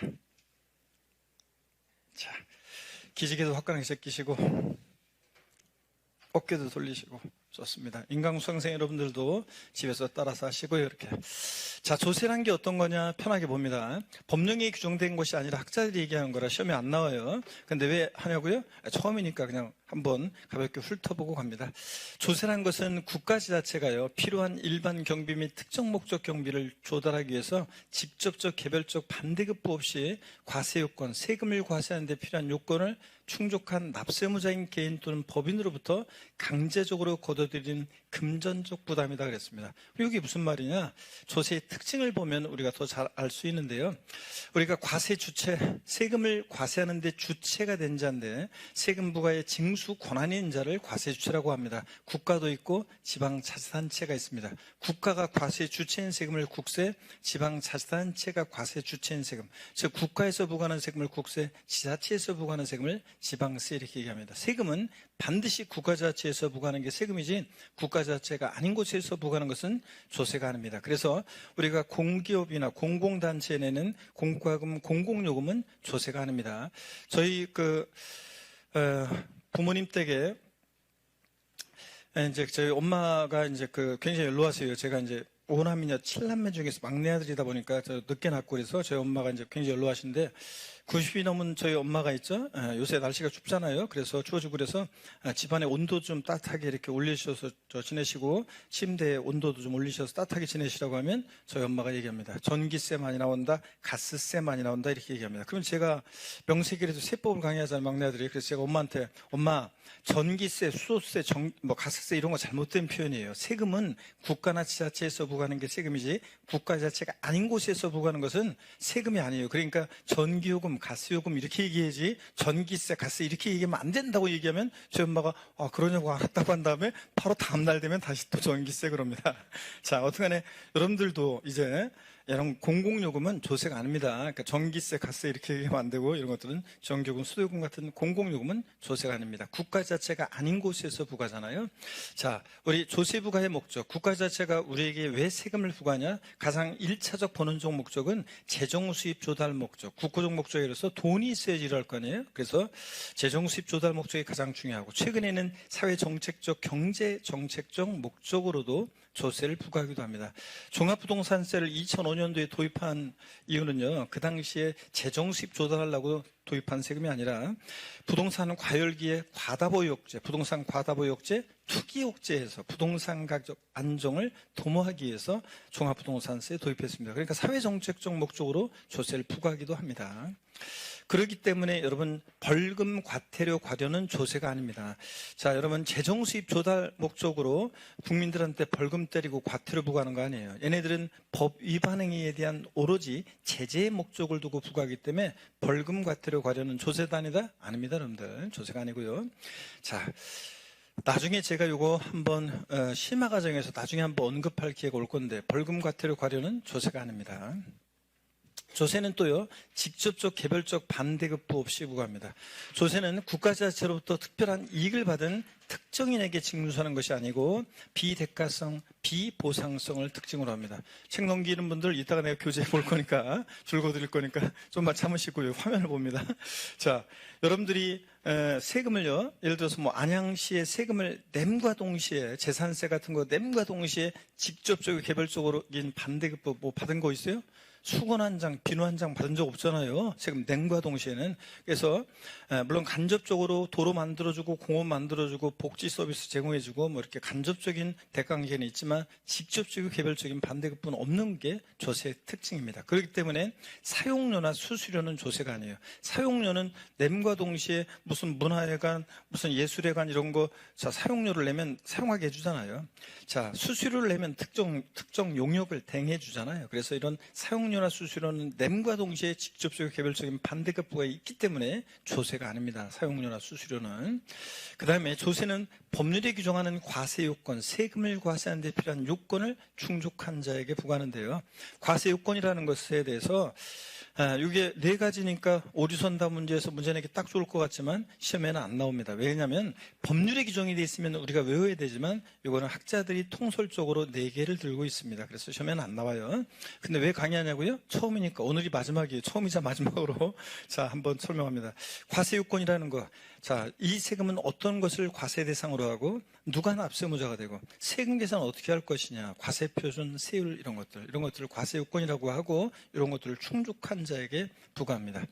또 다섯 번째로 조세는 강제적으로 징수하는 수단이다. 그래서 조세는 사적자치 원칙이 배제되고 확정된 조세채권의 이행을 강제하는 법규 강행성을 특징으로 한다. 무슨 얘기냐면 시장이 나는 진짜 마음에 안 들어. 난 그래서 세금 안 내.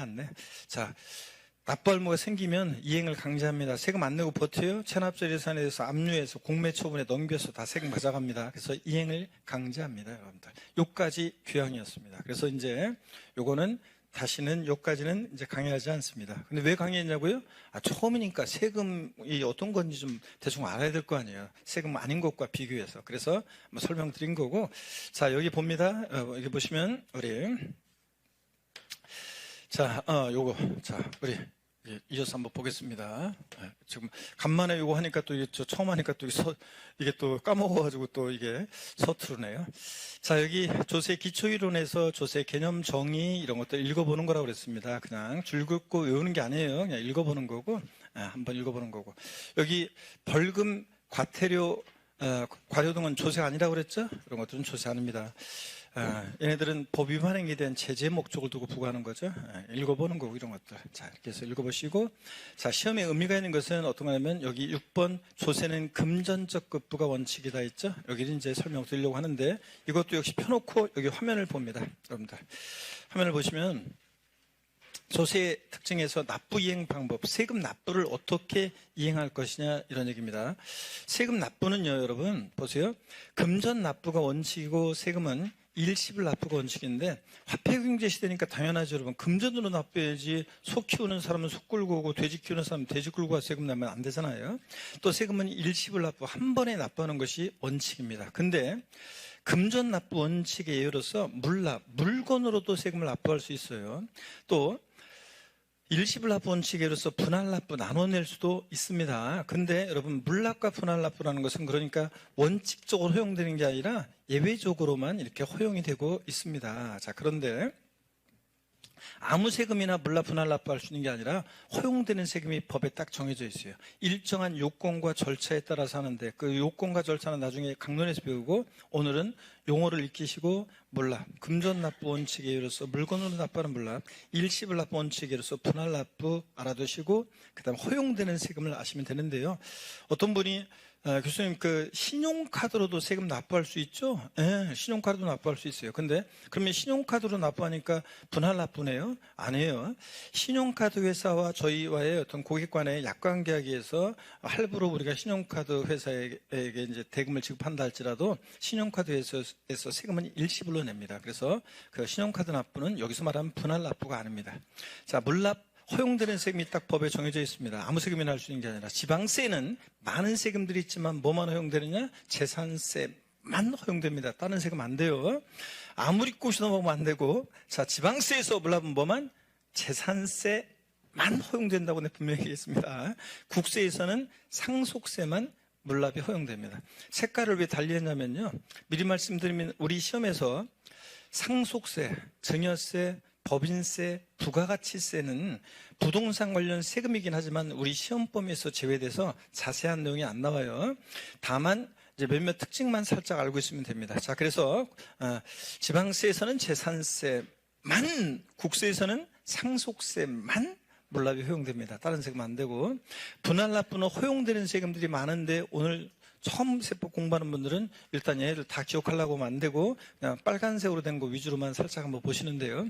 지방세에서 분할 납부는 재산세가 허용됩니다. 자, 물납부도 허용되지만 분할 납부도 허용되고 그 다음에 소방분 지역자원 시설세라는 세금이 있습니다. 여러분 지역자원 시설세라는 세금은 이따가 배울 건데 얘는 주민의 생활환경 보호 개선, 지역개발, 또 소방사무에 소요되는 비용에 충당할 목적으로 부과되는 세금인데 세 가지로 나눠지는데 그중에서 소방분 지역자원 시설세라는 것은 소방사무에 소요되는 비용을 충당하기 위해서 건축물이나 선박을 보유할 때 부과되는 지역자원 시설세를 우리가 소방분 지역자원 시설세라고 얘기합니다. 얘는 별명 하나 붙여드리면 재산세 친구입니다. 여러분 우리가 친구 그러면 뭐예요? 유유상종이지 뭐. 그래서 같이 어울려 다니잖아요. 저도 중학교 여러 친구 그룹들이 있지만 그중에서 중학교 1학년 때 만난 친구 저 포함해서 삼총사가 제일 친한 친구들인데 지금까지 평생 중학교 1학년 때 죽이 맞아가지고 어울려서 돌아다니다가 지금까지도 평생 친구입니다. 여러분 소방분 지역자원시설세는 재산세 친구예요. 그래서 유유상종. 재산세가 나와 있는 곳이면 웬만하면 같이 누가 따라 나온다? 소방분 지역자원시설세가 따라 나옵니다. 왜냐하면 재산세에 많은 법 규정 내용을 소방분 지역자원시설세라는 세금이 준용 따라가요. 그래서 소방분 지역자원시설세는 재산세 친구. 그래서 유유상종. 근데 분할 납부 허용됩니다. 근데 친구라고 해서 다 맞는 건 아니에요. 아 진짜 쟤는 왜 저래 정말 에이 난 안 가. 그런 것처럼 다 맞는 건 아니다. 그렇지만 웬만하면 같이 따라다닙니다. 소방분 지역자원시설세가요. 여기 보세요 여러분들.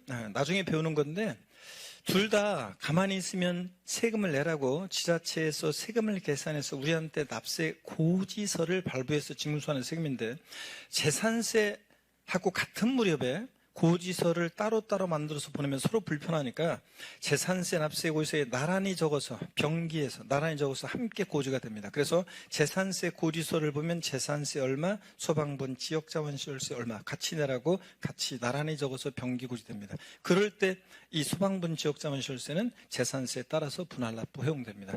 그리고 일단 얘네들 신경 쓰지 마세요. 다른 세금들은 일단 다음에 한번 우리가 총은 다 배운 다음에 다시 보시면 되고요. 국세에서는 종합부동산세 분할납부 허용되고 양도소득세 분할납부 허용됩니다. 또 상속세, 증여세도 분할납부 허용됩니다. 근데 색깔을 달리한 이유는 시험 보면서 제외됐기 때문에 참고적으로 농어촌 특별세라는 것도 허용되지만 일단 신경 쓰지 마시고 오늘은 딱 두 가지만 일단 소시간 알고 자 갑니다. 종합부동산세, 양도세 분할납부 허용됩니다. 자 이렇게 해서 두 개씩만 오늘 딱 알고 가시면 되겠습니다. 허용되는 세금들. 자 그러면 종합부동산세하고 양도소득세는 자 여기 보세요. 분할납부는 되는데 물납은 안 됩니다. 아무리 꼬셔 넘어가면 안 돼요. 물납은 안 된다는 거. 그래서 소득세 문제에서 양도세 문제에서 토지 수용의 경우에 토지 수용의 경우에 토지보상 채권으로 양도세를 물납할 수 있다. 이런 지문 나오면 무조건 틀립니다. 자, 토지 수용이든 뭐든 물납된다 안 된다? 안 됩니다. 종부세, 양도소득세. 자, 이렇게 딱 알아두시고 그 다음에 허용되는 세금들을 보세요. 우리 시험에서 중요한 5개 주요 세금을 중심으로 해서 허용 여부를 자 한번 확인해 보도록 하겠습니다. 금방 봤어요, 여러분들. 근데 이거 확인해 보기 전에 교재 잠깐 한번 줄을 한번 그러면 긋고 가볼까요, 여러분들? 자, 어떤 거냐면 조세는 금전적 급부가 원칙이다. 조세는 금전으로 납부하는 것이 원칙이다. 다만 예외적으로 법령이 정하는 요건을 갖춘 경우에 일정한 세목에 대해서 물납을 허용하고 있다. 그래서 여기 밑줄 여기입니다. 현행세법에서는 여기 봅니다. 현행세법에서는 지방세인 재산세와 국세인 상속세에서 물납이 인정되고 있다. 밑줄이요. 그리고 물납과 분할납부 허용되는 세금 이 표에다가 여러분들이 별표시를 일단 큼지막하게 2개 하고 갑니다. 이건 무조건 우리가 이제 알고 계셔야 되는데 이거 별표 2개 하시고. 그러면은 요 내용은 제가 일단 요번에는 안 배운 세금들이 지금 아직 나오기 때문에 일단 별표시만 2개 하고 일단 가겠습니다. 자, 그리고 여기 화면을 여러분들 보시면 됩니다. 자, 허용 여부를 금방 여러분들이 배운 내용으로 응용해서 풀 수 있습니다. 자, 만약에 허용이 되면 O 아니면 X를 여러분들이 외칩니다. 자, 취득세, 물납, 허용되면 O 아니면 X입니다. O, X예요. 자, X입니다. 허용 안 돼요. 등록면허세? X입니다. 안 돼요. 재산세? O 허용됩니다. 종합부동산세 물납? 자신이 없는데 X입니다. 양도소득세? X입니다. 금방 안 된다고 내가 양도세는 아무리 꼬셔도 토지 수용의 경우에 뭐 허용된다. 안 된다고 그랬잖아요. 아무리 꼬셔도. 자, 토지 수용의 경우에 양도세는 물납, 토지보상 채권으로 물납할 수 있다. X입니다. 물납 안 돼요. 종부세 안 돼요. 시험에 이미 나왔어요. 최근에 이거 2개. 종합부동산세 물납 허용되지 않는다. 정답 지문으로 나왔었고. 안 됩니다. 취득세 분할납부? O인지 X인지 얘기합니다. O, X예요. X입니다. 등록면허세? X입니다. 취득세, 등록면허세는 물납, 분할납부 다 안 돼요. 아무리 꼬셔도 먹으면 안 돼요. 뭐 납부할세액이 얼마 초과할 때는 분할납부 할 수 있다는 등 틀립니다. 자, 취득세, 등록면허세, 물납, 분할납부 다 안 됩니다. 재산세, 분할납부 O 됩니다. 그래서 지방세에서 물납과 분할납부가 모두 허용되는 세금을 골라라. 그럼 뭘 고르셔야 돼? 재산세만 고르셔야 됩니다. 지방세 중에서는 자, 뭐만? 재산세만 물납과 분할납부 모두 허용됩니다. 그 다음에 자, 종합부동산세 분할납부? O. 양도소득세? O. 종합부동산세, 양도소득세는 물납은 안 되는데 뭐는 된다? 분할납부는 됩니다. 또 아까 재산세, 납세, 고지서에 나란히 병기 고지될 때 요 지역자원시설세 등등 분할납부 허용되는 세금인데 지역자원시설세 중에서도 요 소방재원에 소방사무에 소요되는 비용에 충당하는 요 소방분 지역자원시설세라는 것이 분할납부 허용됩니다. 그 외에도 더 있지만 오늘은 요거만 딱 알고 갑니다. 이번 시간에서는. 아셨죠? 자, 요거. 그리고 참고적으로 이제 상속세 같은 세금들은 상속세는 보세요. 물납 국세인 상속세 참고적으로 봅니다. 물납 허용됩니다. 분할납부도 허용됩니다. 자, 그래서 국세에서 물납은 뭐만? 상속세만 물납과 분할납부 모두 용되고요.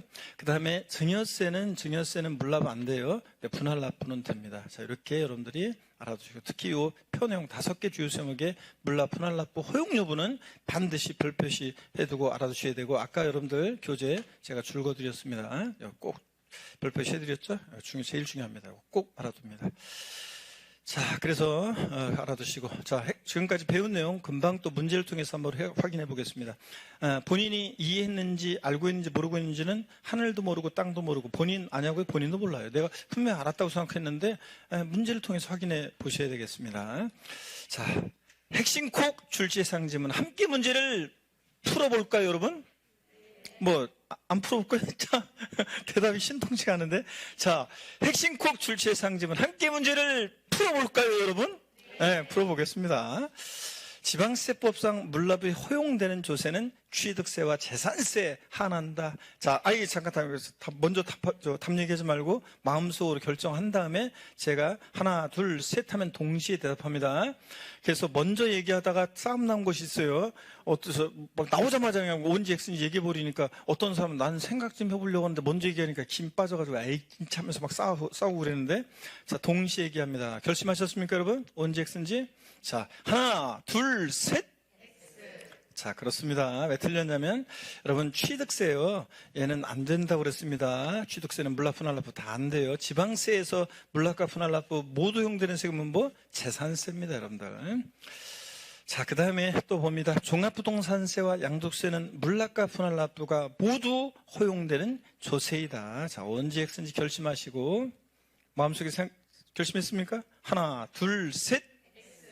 약간 답이 엇갈렸는데 지금 오라고 한 사람 있는 것 같은데 X입니다.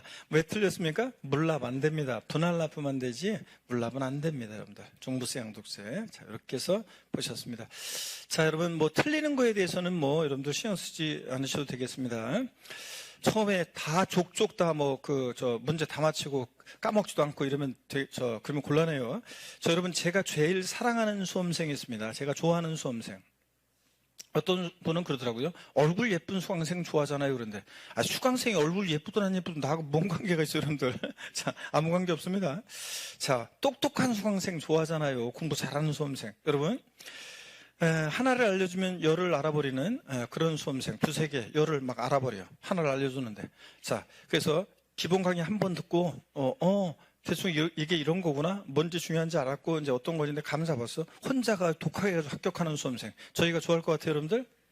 그런 수험생은 저희 생계를 위협하는 수험생들이라 저희가 안 좋아해요. 저희가 준비한 게 지금 얼마나 많이 지금 이제 있는데 한 번 듣고서 그냥 가버리면 저희가 어떻게 먹고 살라고. 그래서 별로 안 좋아해요, 그런 수험생. 그죠? 그런 수험생은 또 인구 100만 명 중에 또 한두 명 있는 사람이고 안 좋아합니다. 저희가 좋아하는 사랑하는 수험생. 하나 알려주면 겨우 하나 알고, 하나 알려주면 하나 겨우 알고, 일주일, 2주일 지나면 또 언제 변한 듯이 또 다 까먹고, 그래서 또 알려주고, 하나 알려주면 겨우 하나 알고, 하나 알려주면 겨우 알고, 이러다가 합격해가지고 있죠? 빈말이라도 제 손잡으면서 교수님 덕분에 합격하겠습니다. 이렇게 얘기해주는 수험생. 그런 수험생이 제일 사랑스럽고 좋아하고 또 그런 수강생이 저의 자랑이고 보람입니다, 여러분들. 그래서 제가 인생을 살아가면서 있잖아요. 항상 그런 게 있습니다. 돈만 생각하면서 강의하면요. 그러면 인생이 얼마나 제가 피곤해요. 힘들고. 제가 일정이 엄청 바쁘고 힘들거든요. 근데 돈만 생각하면서 그냥 돈 버는 거에만 막 생각해가지고 막 이렇게 하면은 제 인생이 불행해도 안 돼요. 그래서 저 같으면은 제 인생의 보람은 이런 거예요. 여러분들한테 합격하는데 공부하는데 도움을 주고, 그죠? 여러분들 힘들었을 때 제가 용기를 주고, 그 다음에 또 여러분 합격한 후에도 또 어떤 분들은 제자분들 실무에 나가 있는 제자분들이 1년에 한두 번씩 전화 오면서 교수님 죄송해요. 제가 꼭 물어볼 때만 제가 전화해가지고 죄송하다고 하는데 아니에요. 죄송한 게 서로 바쁘다 보면 서로 그냥 친한 친구들도 잘 연락 못 하는데 저 얼굴 경조사 때는 얼굴 보고 그런 친구들도 많은데, 그러니까 그런 핑계로 얼굴 보고 그러면 목소리 들으면 얼마나 좋아요. 안부도 묻고. 그래서 여러분께 사소한 거라도 모르고 그런 거 있잖아요. 이런 거. 그래서 도움이 되고 이런 거는 저의 보람이에요, 여러분들. 저희들의 보람이고. 그러니까 뭘 창피하다고 뭐 도움을 청하지 않고 이런 거는 안 좋은 거. 여러분들 도움을 적극 청하시고 이런 거 사소한 거 이런 거 또 뭐 이런 것까지 물어보면 창피하다 이런 생각하지 마시고, 아셨죠? 틀리고 이런 것들 또 까먹고 이런 것들 창피한 게 아닙니다. 여러분들 다 저의 자랑이고 보람입니다. 여러분들 아시겠습니까 여러분? 자, 조세 분류 두 번째 테마, 우리 조세의 의미 특징을 받고 조세의 분류를 보도록 하겠습니다. 먼저 과세 주체에 따라서 세금을 분류합니다. 과세 주체, 세금 부과의 징수 권한인자라고 그랬죠? 국가도 있고 지자체도 있는데, 국가가 과세 주체인 세금을 뭐라고 한다? 국세. 지방자치단체가 과세 주체인 세금을 지방세 이렇게 얘기합니다. 국세는요, 우리가 내국세라는 것과 관세로 나눠지는데, 우리나라 국경 내에서 부과하는 게 국세고 국세청에 담당합니다. 근데 관세, 상품이 국경을 통과할 때 부과하는 건데 관세청에 담당하고요. 근데 여러분, 관세는 우리 시험과 전혀 관계가 없습니다.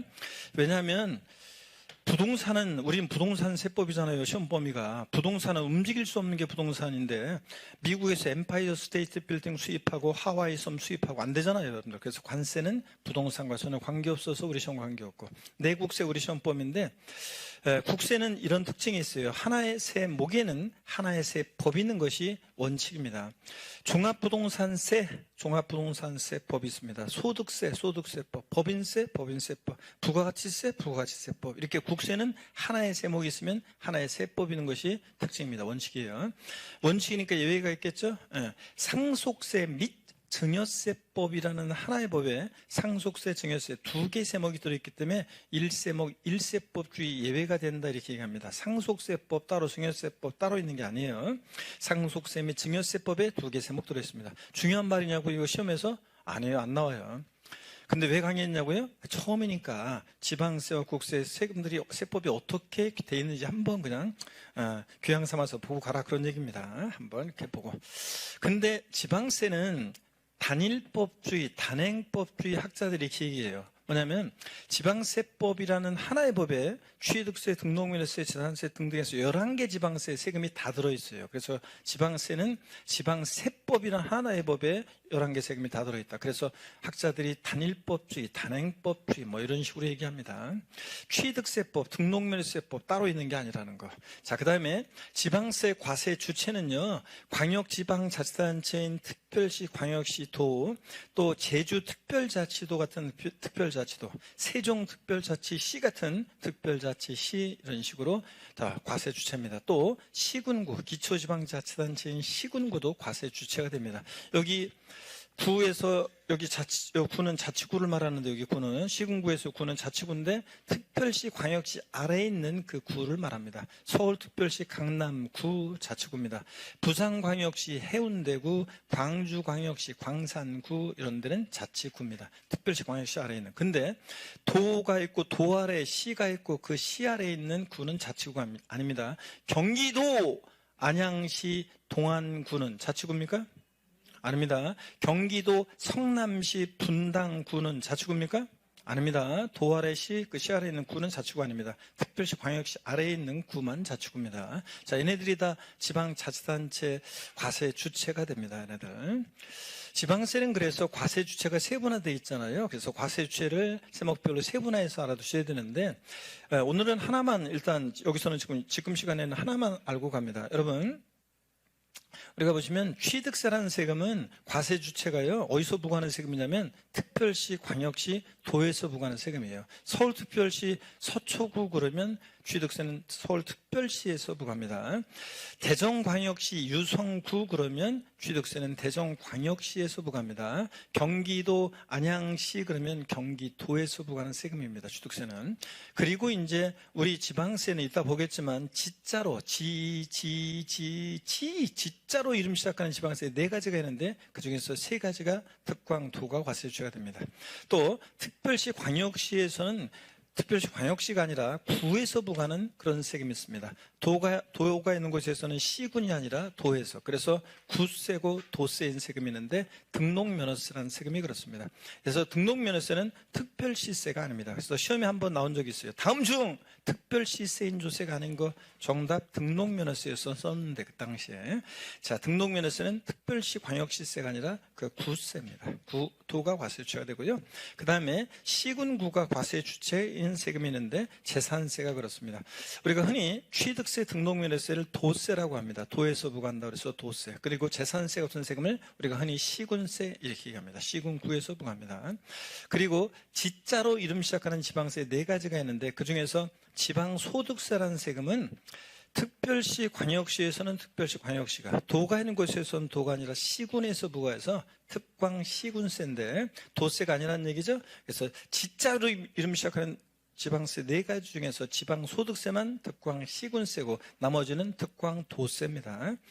지방소득세라는 세금은 미리 말씀드리면 소득세, 법인세 납세무자가 납부할 의무를 지는 지방세를 우리가 지방소득세라고 합니다. 그러니까 소득세, 여러분들이 양도소득세라든가 종합소득세 내실 때 지방소득세도 납부할 의무를 져요. 무조건. 소득세 내는 사람은 무조건 지방소득세도 납부할 의무를 져서 같이 납부합니다. 그래서 지방소득세, 얘만 특광시군세고 나머지는 특광도세입니다. 못 외워도 괜찮아요. 그냥 한번 이렇게 돼 있다는 거를 보고 갑니다. 그 다음에 특별자치시, 특별자치도는 11개 지방세 세금에 원칙적으로 다 과세 주체가 돼요. 그래서 생략한 거예요. 자, 그래서 취득세 그러면 특광도, 특별자치도, 특별자치시, 등록면허세, 구도, 특별자치시, 특별자치도 이렇게 돼 있습니다. 그래서 얘들은 그냥 생략한 거고 요거만 알면 됩니다. 오늘 취득세는 누가 부과하는 세금이라고요? 특광도. 줄여서 우리가 특별시광역시 도를 줄여서 특광도. 등록면허세는 구세고 도세입니다. 구도. 그 다음에 재산세는 시군구에서 부과하는 그런 세금입니다. 지자로 이름 시작하는 애들 4가지 중에서 잘은 모르겠지만 지방소득세라는 것만 특광시군이고 나머지는 다 뭐다? 특광도다. 이렇게 하고 지나갑니다. 자, 그 다음에 해당되는 세목이요. 국세와 지방세, 많은 세금들이 이렇게, 얘네들은 국세, 얘네들은 지방세인데요. 이걸 처음에 외우는 게 아니에요. 막 지방세, 국세를. 부동산 세목을 중심으로 공부하다 보면 저절로 여러분들이 다 알게 되는데요. 자, 많은 국세 세금들 중에서 우리 시험에 의미가 있는 세금들만 소개해 드리겠습니다. 종합부동산세는 시험 문제가요. 아까 2문제 정도 출제된다고 그랬죠. 소득세는 6문제 내외로 출제가 되고요. 그 다음에 상속세 우리 시험범에서 제외됐고 증여세도 제외됐고 부가가치세 제외됐습니다. 교육세와 교통에너지환경세도 부동산과 관계가 없기 때문에 얘들 몇몇 이름만 그냥 얘네들 세목 이름만 아시면 되고요. 농어촌 특별세는 우리가 독립하게는 안 나오지만 자주 여러분들 보게 될 거고 몇몇 특징 알고 있어야 됩니다. 술에 대해서 부과되는 주세 시험과 관계없고요. 인지세, 문서에 부과하는 국세인데 부동산 거래해 보신 분들은 우리가 수입 인지를 사는 방식으로 인지세를 납부하게 되는데 인지세. 수입 인지 사보신 분 안 계세요, 여러분들? 자, 그래서 인지세 독립하게는 안 나오는데 몇몇 특징 알고 있어야 됩니다. 문서에 부과하는 국세, 인지세. 법인세 우리 시험범에서 제외됐고 증권거래세 시험과 관계없죠. 주식거래를 되내는 거니까. 개별 소비세 우리가 자동차 사고 가전제품 살 때 부과되는 개별 소비세도 시험과 관계 없습니다. 그래서 우리 시험은 국세 많은 세금들이 있지만 종합부동산세, 소득세 그리고 농어촌을 중심으로 출제가 되고 농어촌 특별세, 인지세 몇몇 특징 살짝 알고 계시면 됩니다.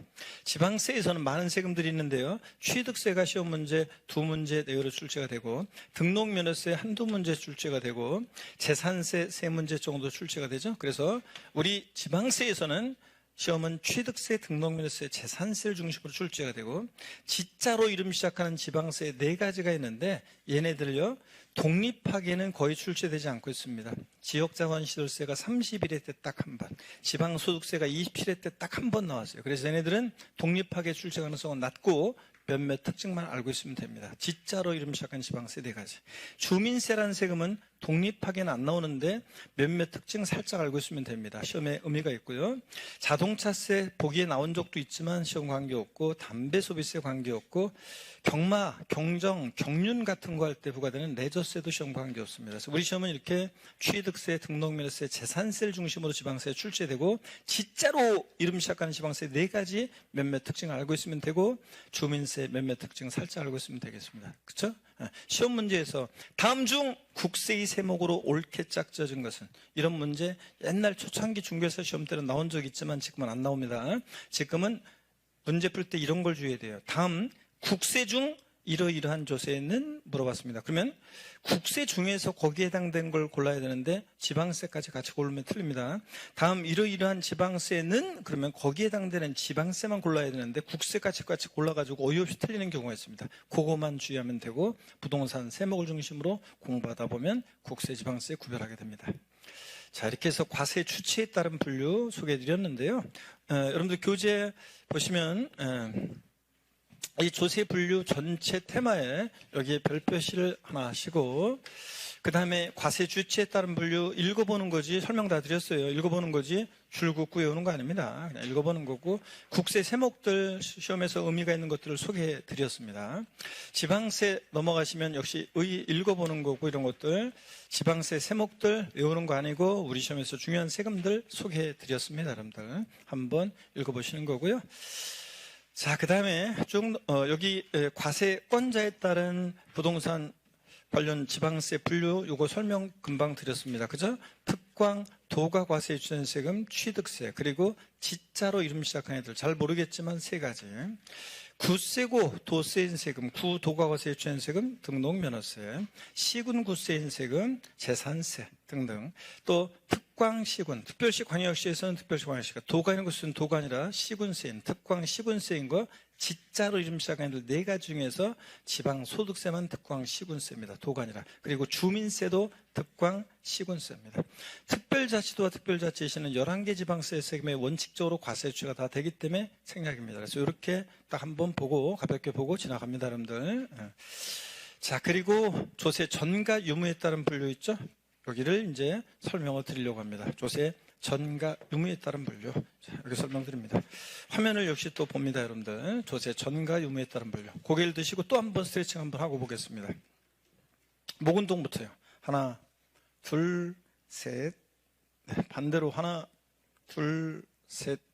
네, 허리도 여러분요, 좌로, 우로 돌립니다. 자, 기지개도 화끈하게 제낍니다. 어깨도 돌리시고. 좋습니다. 여러분들 힘내시고. 자, 조세 전가 유무에 따른 분류인데 직접세, 간접세로 분류합니다. 직접세라는 것은 납세 의무자와 세금 부담하는 사람이 일치합니다. 세금 납부할 의무가 있는 사람과 담세자, 보세요. 세금을 부담하는 자, 담세자, 돈 내는 사람이 일치합니다. 자, 외우는 게 아니라 우리 시험과 관련한 주요 세금들은 다 직접세입니다. 납세 의무자와 세금 부담하는 사람이 일치합니다. 자, 진짜 그런지 한번 볼게요. 취득세, 우리 배울 내용을 한번 제가 읊어보면, 취득세는 취득세 대상 물건을 사실상 취득한 자가 납세의무자인데 그 자가 취득세 부담합니다. 등록면허세는 재산권 기타 권리의 설정, 변경, 소멸에 관한 사항을 공부에 등기 등록할 때 등록을 하는 자가 납세의무자인데 그 자가 부담합니다. 재산세, 자, 6월 1일 날 재산을 사실상 소유하는 자가 납세의무자인데 그 자가 재산세 부담합니다. 종부세는 재산세 납세의무자 중에서 법에서 정해진 일정 기준 금액을 초과하는 고액의 부동산 보유자가 납세의무자인데 종부세 그 자가 부담합니다. 소득세는 소득이 발생한 개인이 납세의무자인데 소득세 부담합니다. 그러니까 우리 시험에 관계된 주요 세금들은 납세의무자와 세금 부담하는 사람이 일치합니다. 납세의무자가 세금 부담을 다른 사람에게 전가시키지 않습니다. 자, 직접의 반대는 간접이니까 보세요. 간접세는 납세의무자와 세금 부담하는 사람이 일치하지 않습니다. 납세의무자와 담세자가 불일치해. 그래서 납세의무자가 세금 부담을 다른 사람에게 전가시키는데요. 부가가치세 같은 세금이 대표적입니다. 부가가치세는 세무서에 사업자 등록한 사업자만이 납세의무자가 돼요. 부가가치세는. 사업자 아닌 사람은 부가가치세 납세의무가 없고요. 이 사업자가 재화나 용역을 공급합니다. 재화나 용역을 공급해요. 그래서 공급받는 사람에게 공급 가격의 10%에 해당되는 이 부가가치세를 공급받는 사람한테 받습니다. 그러니까 세금 부담하는 사람은 담세자는 공급받는 사람, 양순이에요. 그래서 부가가치세 같은 세금은 납세의무자와 세금 부담하는 담세자가 불일치합니다. 납세무자가 세금 부담을 다른 사람에게 전가시키는 세금을 간접세라고 하는데요. 여러분들이 백화점이나 마트 같은 데서 상품을 구입하고 카드로 쫙 긁은 다음에 매출 전표를 딱 보세요. 그 사업자가 공급한 상품의 공급 가격의 10% 이상 되는 부가세를 누가 부담했어요? 여러분이 카드 긁으면서 여러분이 부담했잖아요. 자, 그거 세무서에 납부 의무가 있는 납세무자는 사업자인데. 여러분들이 여성분들은 미용실 가서 머리하고서 용역을 제공받죠? 미용실 원장님한테. 그리고서 이제 카드로 쫙 긁었습니다. 20만 원. 딱 보니까 그 용역 공급 가격의 10%에 해당되는 부가세 누가 부담했어요? 여러분이. 자, 그래서 원래 사업자는 그 원장님이에요. 자, 납세무자는 원장님이에요. 사업자. 그래서 이렇게 납세무자와 세금 부담하는 사람이 불일치하는 세금을 간접세라고 하는데 부가가치세 등이 그렇다더라. 자, 그래서 이거 시험에서 다음 중 직접세인 조세는, 다음 중 간접세인 조세는 안 나옵니다. 시험에서. 왜 안 나오냐고요? 학자들이 분류한 거라 안 나와요. 근데 왜 하냐고요? 오늘이 처음이자 마지막이에요. 자, 우리가 세법 공부하면서 세목들의 특성 파악하고 이제 그러기 위해서 한번 이렇게 봅니다. 직접세라는 것은 줄글 필요도 없어요. 납세무자와 조세의 실제 부담자가 일치하는 조세이다. 납세무자가 조세 부담을 다른 사람에게 전가시키지 않습니다. 세목 외우는 거 아니에요. 우리 시험과 관련한 주요 부동산 세금은 다 직접세입니다. 간접세 봅니다. 간접세. 조세 부담이 전가되기 때문에 납세무자와 담세자가 일치하지 않는 조세이다. 그래서 부가가치세 등이 그렇습니다. 여러분들. 아줌마 이슬이 한 병 주세요. 그래서 술 한 병 시켜서 마십니다. 그리고 나중에 술값 계산합니다. 거기 술 한 병에 붙어있는 주세 누가 부담하냐면 여러분이요. 세금 부담을. 근데 납세무자는 그 사업자입니다. 그래서 이런 것들이 간접세라는 거. 그래서 부가가치세 등이 그렇다더라. 간접세 말뜻만 알고 그냥 가시면 되겠습니다. 자, 참고적으로 부동산 학개론을 위해서 살짝 말씀을 여담 삼아서 드리면, 직접세는 세율이 인상되면 사람들이 막 욕합니다. 취득세, 재산세, 종부세, 양도세 세율 인상돼 보세요. 사람들이 막 욕하는데 조세 저항의 정도가 높습니다. 직접세는 세율 인상되고 그러면. 간접세는 조세 저항의 정도가 낮다. 왜냐고요? 여러분들이 물품 구입하고 그러면서 내가 부가세 냈지, 술 한 병 마시면 내가 주세 냈지, 이런 거 생각해요, 여러분들? 주세가 얼마 붙었어, 지금? 이런 거 안 보잖아요, 여러분들. 그러니까 세금 내는지도 모르고 됩니다. 그래서 간접세는 조세 저항의 정도가 낮다. 이런 특징이 있습니다. 자, 교양이었고요. 이제 조세 사용 목적 특정 여부에 따른 분류, 보통세 목적세인데, 요거는 법령에서 목적세를 분류하고 있기 때문에 이건 반드시 아셔야 됩니다. 자, 보세요. 조세 사용 목적 특정 여부에 따른 분류, 그래서 보통세, 목적세로 분류합니다. 보통세라는 것은 이 세금을 걷어서 어디에다 쓸지 사용 목적이 특정되어 있지 않은 세금을 우리가 보통세라고 합니다. 얘네들요, 우리 시험에서 중요한 세금들 다 그래요. 외우는 게 아니라 우리 시험과 관련한 대부분 부동산 세금은 보통세입니다. 지자체나 국가의 일반적인 운영 경비에 충당합니다. 세금 걷어서 얘네들은 공무원 월급도 주고 도로도 만들고 공원 만들고 국방에 유치한 소외되는 재반 비용에 충당합니다. 목적세, 사용 목적이 특정된 세금이고 다른 목적으로 사용할 수 없고 법에 정해진 목적의 구속을 받습니다. 자, 사용 목적을 정확히 알 필요 없어요. 몰라도 돼요. 그냥 세목 이름만 보고 목적을 짐작하면 돼요. 교육세는 어떤 목적을 위해서 쓰겠습니까? 교육 관련해서 교원의 처우 개선, 교육 기반 시설 확충 등에 쓰려고 부과합니다. 교통 에너지 환경세, 교통 기반 시설이나 대중교통 활성화, 에너지 보전 정책 탐사, 환경 개선 정책 등에 쓰려고 부과합니다. 농어촌 특별세는 어떤 목적으로 쓰겠습니까? 농어촌을 위해서, 농어촌의 산업 기반 시설 확충, 농어촌의 균형 발전 등을 위해서요. 지방세 중에서 목적세가 있는데 지자로 이름 시작하는 지방세 4가지 중에서 2가지가 목적세인데, 이 지역자원시설세라는 세금은 3가지로 나눠져요. 여기 보세요. 소방분이요. 아까 봤었어요. 누구 친구라고 그랬어요? 재산세 친구요. 소방사무에 소요되는 비용에, 불 끄는 소방사무에 소요되는 비용에 충당하기 위한 지역자원시설세를 소방분 지역자원시설세. 그 다음에 특정 자원에 대한 특정 자원분 지역자원시설세가 있고요. 또 특정 시설에 대한 특정 시설분 지역자원시설세, 이렇게 해서 3가지로 나눠지는데, 특정 자원분과 시설분은 안 중요하고 소방분이 시험에서 의미가 있습니다. 재산세 친구. 그래서 얘는 지역개발 또는 주민의 생활환경 보호 개선, 소방사무에 소외되는 재반병에 충당하게 부과되는 세금이고요. 지방교육세, 국가교육재정을 위한 교육세와 구별해서 지방교육재정을 위한 지방교육세가 있습니다. 그래서 얘네들이 목적세입니다. 5가지 목적세는 기본적으로 상처럼 알고 가셔야 되는데, 여러분 보세요. 조세 총론에서 목적세 암기요. 자, 요거 보셨습니까, 여러분? 목적세 암기. 자, 5가지 교교, 농, 찌인데 잘 보세요. 목적세 5가지 어떻게 외우냐면 교교농 찌입니다, 여러분. 자, 그래서 교교농 찌요. 한 번만 더요. 다 같이 여러분들 외울 때 이런 거 할 때 그러니까 뭐야 저런 걸 뭐 저렇게 외우나 뭐 이런 사람도 있고 계시는데 이거 하라는 대로 그냥 하고 넘어갑니다, 여러분들. 뭐 어떤 분은 이렇게 하니까 무슨 두 문자 따서 뭐 암기하고 뭐 그냥 이런 거는 그냥 기초적으로 그냥 몇 가지 그런 것들이 좀 있어요. 그냥 이래서 가볍게 하고 지나가시면 되겠습니다. 목적세 5가지를 다시 어떻게 외운다고요? 시작. 교교농 찌입니다. 저를 보세요, 여러분들. 다 같이 교교농 찌. 뭡니까, 여러분? 교육세. 교통행정관교육세. 농어촌등별세. 지역자원시설세. 지방교육세.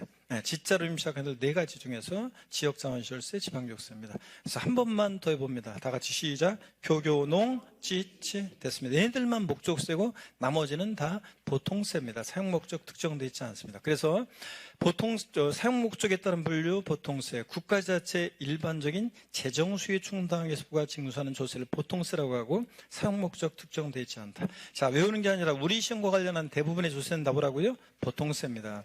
사용목적이 특정된, 다음 페이지 넘어갑니다. 다음 사용목적이 특정된 세금을 목적세라고 합니다. 농어촌의 산업기반시설 확충, 교육사업 등 특별한 목적에 충당하게 한 조세인데, 조세 수입의 사용용도가 특정되어 있으므로 다른 용도에 사용할 수 없다. 그래서 국세, 목적세 3가지 머리글자를 따서 농, 그 다음에 지방세, 목적세 2가지 찌 이렇게 하고 지나갑니다. 조세 수입의 용도를, 교재를, 내용을 줄긋고 외우는 거 아니에요. 그냥 참고예요. 지역자원시설세는 3가지로 나눠지죠. 소방분, 특정자원분, 시설분. 그럴 때 소방분은 소방사무에 소유되는 재반병에 충당해서 부과되고, 특정자원분과 시설분은 지역의 부존자원 보호, 보전, 환경보호 개선, 안전, 생활 편의시설 설치 등 주민 생활환경 개선 사업이나 지역개발 사업 등에 필요한 재원을 확보하기 위해서 부과합니다. 그래서 어떤 지역에는 방패장, 쓰레기 소각장, 원자력 발전소 이런 거 여러분 동네에 들어온다고 하면 막 난리 나죠. 여러분들 반대하고. 근데 그런 걸 또 유치하는 지역도 있어요. 왜 유치하냐면 지역 개발을 위해서 유치합니다. 그러면 요 돈 거둔 것을 그 지역에 왕창 투자해 줍니다. 자, 이런 거고 그냥 한번 참고적으로 봅니다. 과세객체 인적 귀속 여부에 따른 분류 인세 물세예요. 다음 중 인세인주세는, 다음 중 물세인주세는 시험에 안 나와요. 자, 이거 학자들이 분류하는 거라 안 나옵니다. 근데 다만 나중에 강론에서 제가 이제 취득세 할 때 인세가 뭐고 물세가 뭐고 이런 것을 살짝 말씀을 드리겠습니다. 이 의미를 이해하고 있는지를 시험에서 물어보기 때문에 나중에 알려드립니다. 인세 물세냐고 직접 묻지는 않습니다. 그래서 나중에 하고요. 강론에서. 과세 표준에 따른 분류 있죠. 요거를 이제 용어 설명 좀 또 드리고 설명드릴 예정인데, 자, 과세 표준에 따른 분류 표시 방법에 따라 종가세, 종량세인데 요거 잠시 또 쉬었다가 소개해드리도록 하겠습니다. 잠깐 쉬겠습니다.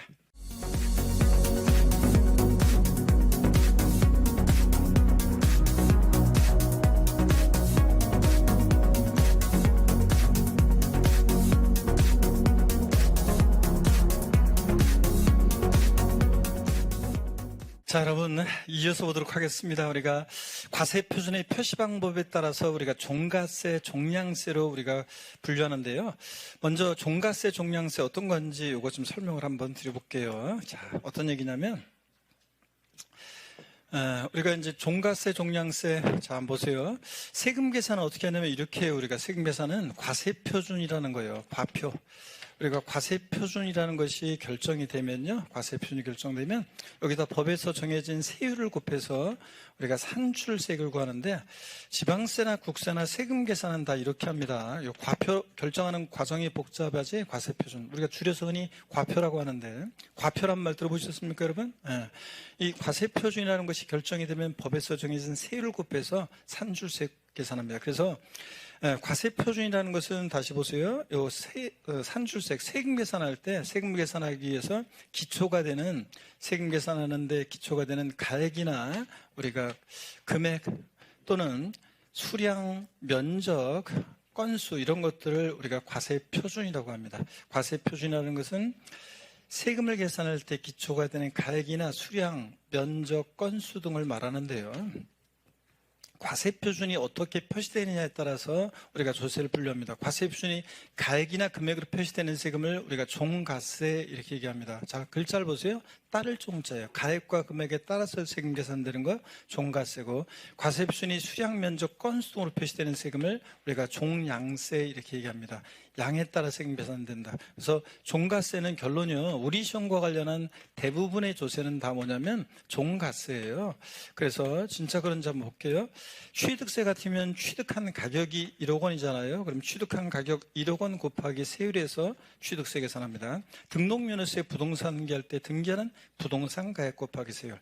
재산세나 종합부동산세는 보유하는 재산 가액 곱하기 세율. 소득세는 벌어들인 소득 금액 곱하기 세율이요. 그래서 우리 시험과 관계되는 세금들은 다 과세 표준이 이렇게 가액이나 금액으로 표시돼요. 이럴 때 우리가 종가세라고 하고, 종가세일 때 세율은 일정한 비율로 표시돼요. 백분율로. 그래서 이럴 때 학자들이 세율을 정률세 또는 정률세율 이렇게 얘기합니다. 자, 일정한 비율로 세율이 정된다. 정률세율. 그 다음에 종량세는요, 대표적으로 등록면허세는 종가세인데 등록면허세 중에서 일부가요. 등록면허세 일부가 종량세를 지원하는데 무슨 말소 등기하거나 무슨 변경 등기 같은 거 할 때 무슨 말소 등기, 변경 등기 이런 것들이 이제 등록면허세는 어떻게 계산되냐면 이렇게 계산돼요. 건당 말소하는 저당권 말소하는데 한 건 말소한다. 말소하는 한 건당 일정한 금액을 세율로 적용합니다. 그래서 건당 미리 말씀드리면 6,000원이에요. 이런 식으로. 자, 말소등기, 변경등기 계산해요. 건수, 양의과세 표준이니까 종량세고, 종량세일 때는 세율은 일정한 금액이 세율로 정돼요. 이럴 때 세율을 학자들이 정액세 또는 정액세율 이렇게 얘기합니다. 여러분, 일정한 금액이 세율로 정된다. 정액세율. 그래서 그러면 종가세일 때는 세율은 이렇게 일정한 비율로 정됩니까? 정률세율로? 예. 과세 표준이 양으로 표시되는 종량세일 때 세율은 일정한 금액이 세율로 이렇게 정됩니다. 정액세율이 정돼요. 자, 그럼 이걸 바탕으로 우리 한번 보도록 하겠습니다. 자, 우리 시험과 관련한 주요 세금들은 다 종가세예요. 가격과 금액에 따라 세금 계산되고, 종량세는 등록면허세 중에서 일부가 이렇게 종량세를 취합니다. 무슨 말소 등기, 변경 등기 같은 거 할 때 건당 6,000원 이렇게요. 자, 나머지는 지금 신경 쓰지 마시고요. 인지세 같은 것은 문서 한 통당 얼마 이렇게 부과해야 되기 때문에 종량세인데 등록면허세 일부만 그렇다. 한번 이렇게 보고 갑니다. 그러면 교재를 보시면요. 교재를 보시면 여기 한번 볼게요. 시험에서 다음 중 종가세인 조세는 종량세인 조세는 안 나와요. 그 왜 하냐고요? 처음이니까 하는 거예요. 한번 보세요. 줄 안 그셔도 돼요. 과세 표준에 따른 분류, 세법에 따라 직접적으로 세액 산출의 기초가 되는 과세물건의 가액, 수량, 면적을 과세 표준이라고 한다. 과세 표준이 가액이나 금액으로 표시되는 세금을 뭐라고 하고? 종가세. 수량이나 면적, 건수로 표시되는 조세를 종량세라고 합니다. 우리 세금 계산은 과세 표준 곱하기 세율에서 산출세 구할 때 과세 표준이 가액으로 금액으로 표시되면 종가세라고 하고, 이때 세율은 일정한 비율로 세율이 정돼요. 정률세율 정되고, 과세 표준이 수량, 면적, 건수 등으로 표시되면 종량세라고 하고, 이때 세율은 일정한 금액이 세율로 정됩니다. 이럴 때 세율을 정액세율 이렇게 얘기합니다. 종가세 의 한번 볼게요. 술 안 그셔도 됩니다. 종가세라는 것은 과세 물건을 화폐 단위로 측정하는 조세로 과세 표준이 금액이나 가액으로 표시되는 것을 말한다. 세목, 우리 시험과 관련한 주요 부동산 세금들은 다 종가세입니다. 종가세를 취하고, 종량세는 과세 물건을 화폐 이해 단위로 측정하는 조세로서 과세 표준의 수량, 면적이나 건수 등으로 표시되는 것을 말합니다. 그래서 종량세는 등록면허세 중에서 일부 무슨 말소 등기, 변경 등기 이런 것들이 이렇게 종량세를 취합니다. 자, 이 정도만 알고 가시면 돼요. 말뜻만. 그 다음에 이제 세율에 따른 분류는 그냥 참고입니다. 이거는 나중에 강론에서 비례 세율이 뭐고 누진 세율이 뭔지 소개해 줍니다. 지금은 눈길도 주지 마시고 그냥 넘어가시면 됩니다. 자, 그리고 조세 독립성에 따른 분류, 독립세, 부가세. 요거는 이제 부가세라는 것은 법에 규정이 되기 때문에 알고 계셔야 되는데 먼저 여기 설명을 좀 드리고 가겠습니다. 조세 독립성에 따른 분류. 먼저 독립세라는 거요. 독자적으로 부과하는 세금인데 우리 시험과 관련한 주요 세금들은 다 독자적으로 부과하는 독립세입니다. 근데 이 독립한 세금, 우리가 독립세를 본세라고도 해요. 학자들이 독립세, 본세. 이 독립세, 본세, 이 독립한 세금, 본세 받을 때 부과해서 받는 세금을 부가세라고 합니다. 부가세라는 것은 독자적으로 이 세금만 계산할 수 없고 독립한 세금 계산될 때 부가해서 계산됩니다. 우리가 본세, 이거 독립세라고도 하죠. 독립세, 본세. 이걸 본세라고도 하는데 이 독립세, 본세. 예, 독립한 세금 받을 때 부가해서 받는 세금을 우리가 부가세라고 합니다. 여러분, 실생활에서는 사람들이 있잖아요. 부가가치세를 줄여가지고 실생활에서 사람들이 부가세 신고 얼마 해야 되느냐 이렇게 얘기하죠. 부가가치세를 실생활에서는 줄여가지고 사람들이 부가세 신고 얼마나 해야 되느냐, 현금으로 주니까 부가세 10% 빼주세요 이런 얘기하죠. 그럴 때 부가가치세는 결론부터 말씀드리면 독립세예요. 여기서 말하는 부가세가 아닙니다. 그래서 공부하는 수험생일 때는 부가가치세는 그냥 부가세라고 그래야지, 줄여서 부가세 그러면 여기서 말하는 부가세와 헷갈립니다. 독립한 세금에 부가세 받는 세금 부가세요. 여러분들이 부동산 취득해서 취득세 낼 때 취득세만 내는 게 아니라 법에서 정해진 부가세로서 농어촌 특별세와 지방교육세를 같이 냅니다. 얘네들은 독자적으로 얘네들만 징수할 수 없고 항상 독립한 세금 받을 때 부가세 받습니다. 뭐 재산세 납세문자는 재산세만 내는 게 아니라 부가세로서 정해진 지방교육세 같이 냅니다.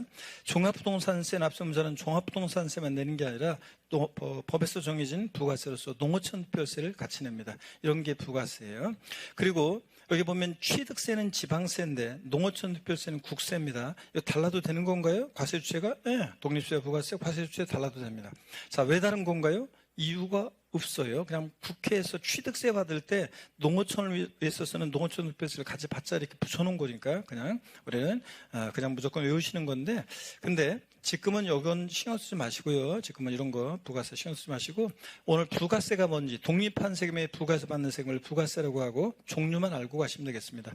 국세 중에서 부가세가 있는데요.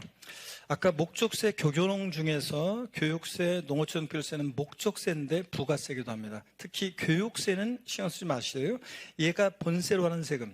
교육세는 어떤 세금 받을 때 받는 거냐면 주세, 술에 대해서 부과되는 주세, 또 교통, 에너지, 환경세, 우리가 휘발유 넣고 그럴 때, 또 그 다음에 우리가 개별 소비세, 우리가 자동차 사고 가전제품 살 때 개별 소비세 받을 때 부과해서 교육세 받습니다. 그래서 부동산 세목과 전혀 관계가 없죠. 독립세가, 본세가. 그러니까 시험 관계없 참고고, 이 농어촌 특별세를 잘 기억하시면 돼요. 농어촌 특별세는 자, 국세인데 아까 목적세였죠? 농어촌을 위해서는. 그리고 부가세기도 한 세금입니다. 그래서 농어촌 특별세는 여러분 보세요. 농어촌 특별세는 항상 여러분들이 농어촌 특별세가 나오면 얘네들 뭘 기억하냐면 뉘집 자식이냐 족보를 항상 떠올리셔야 돼요. 여러분들 족보.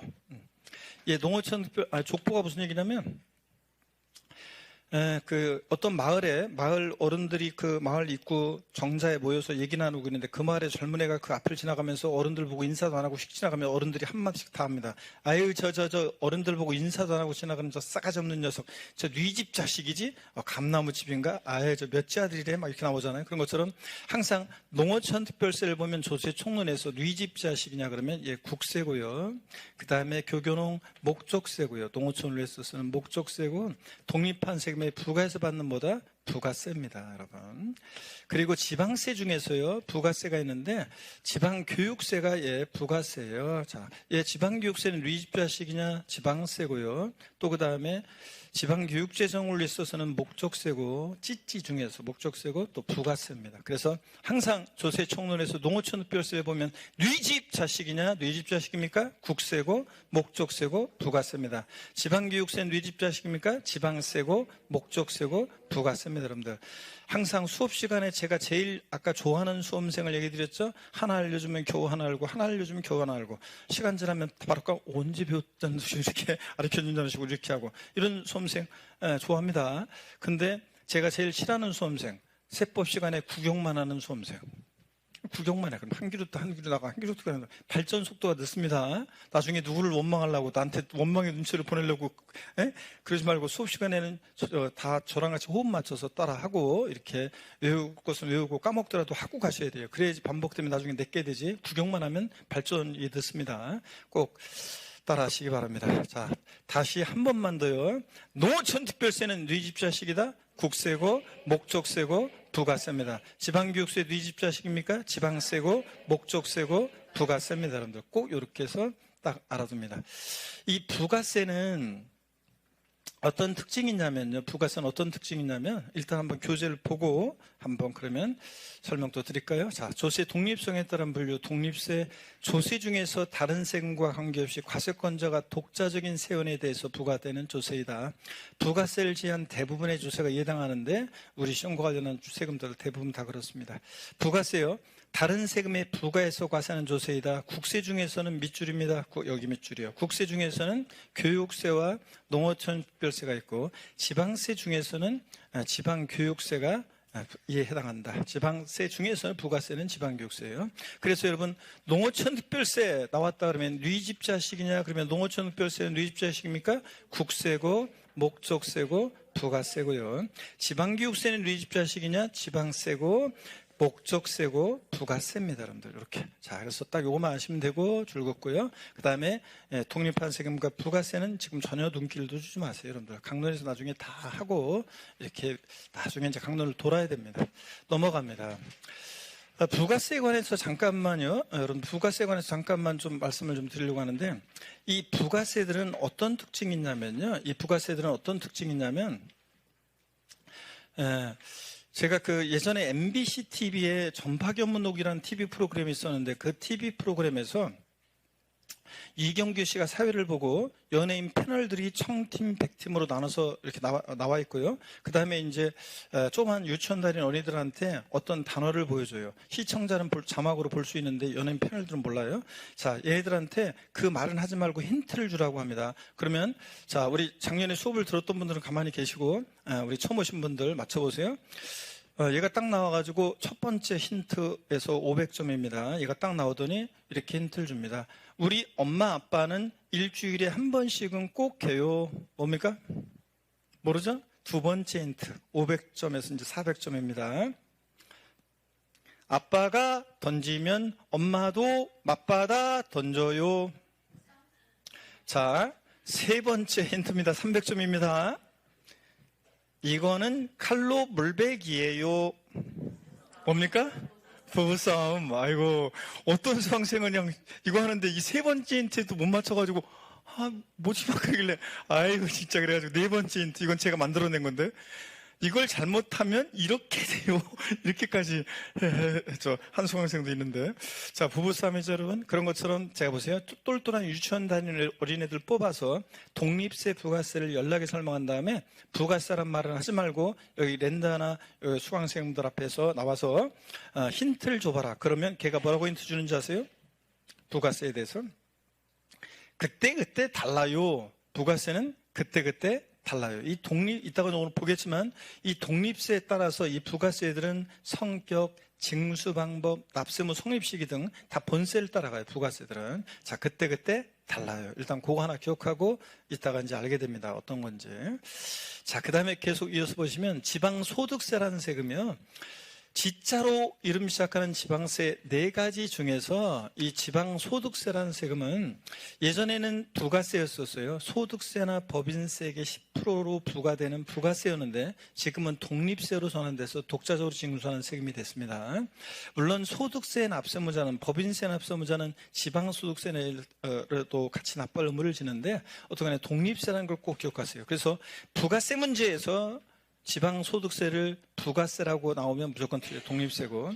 얘는 소득세 납세 의무자가 납부할 의무를 지는 지방소득세를 우리가 흔히 개인지방소득세 이렇게 얘기하고, 법인세 납세 의무자가 납부할 의무를 지는 지방소득세를 법인지방소득세라고 하는데, 법인지방소득세는 우리 시험과 관계가 없습니다. 법인세가 우리 시험 범위가 아니기 때문에 우리 시험은 소득세 납세 의무자가 납부할 의무를 지는 개인지방소득세가 우리 이제 시험 범위고요. 자, 어떻든 간에 오늘 요거만 알고 가면 됩니다. 지자로 이름 시작하는 네 가지 지방소득세 중에서 얘만 과세 주체가 특광 C군이고 나머지는 특광도, 얘 독립세지 부가세 아니라는 거, 요것만 알고 오늘 가시면 되겠습니다. 지방소득세.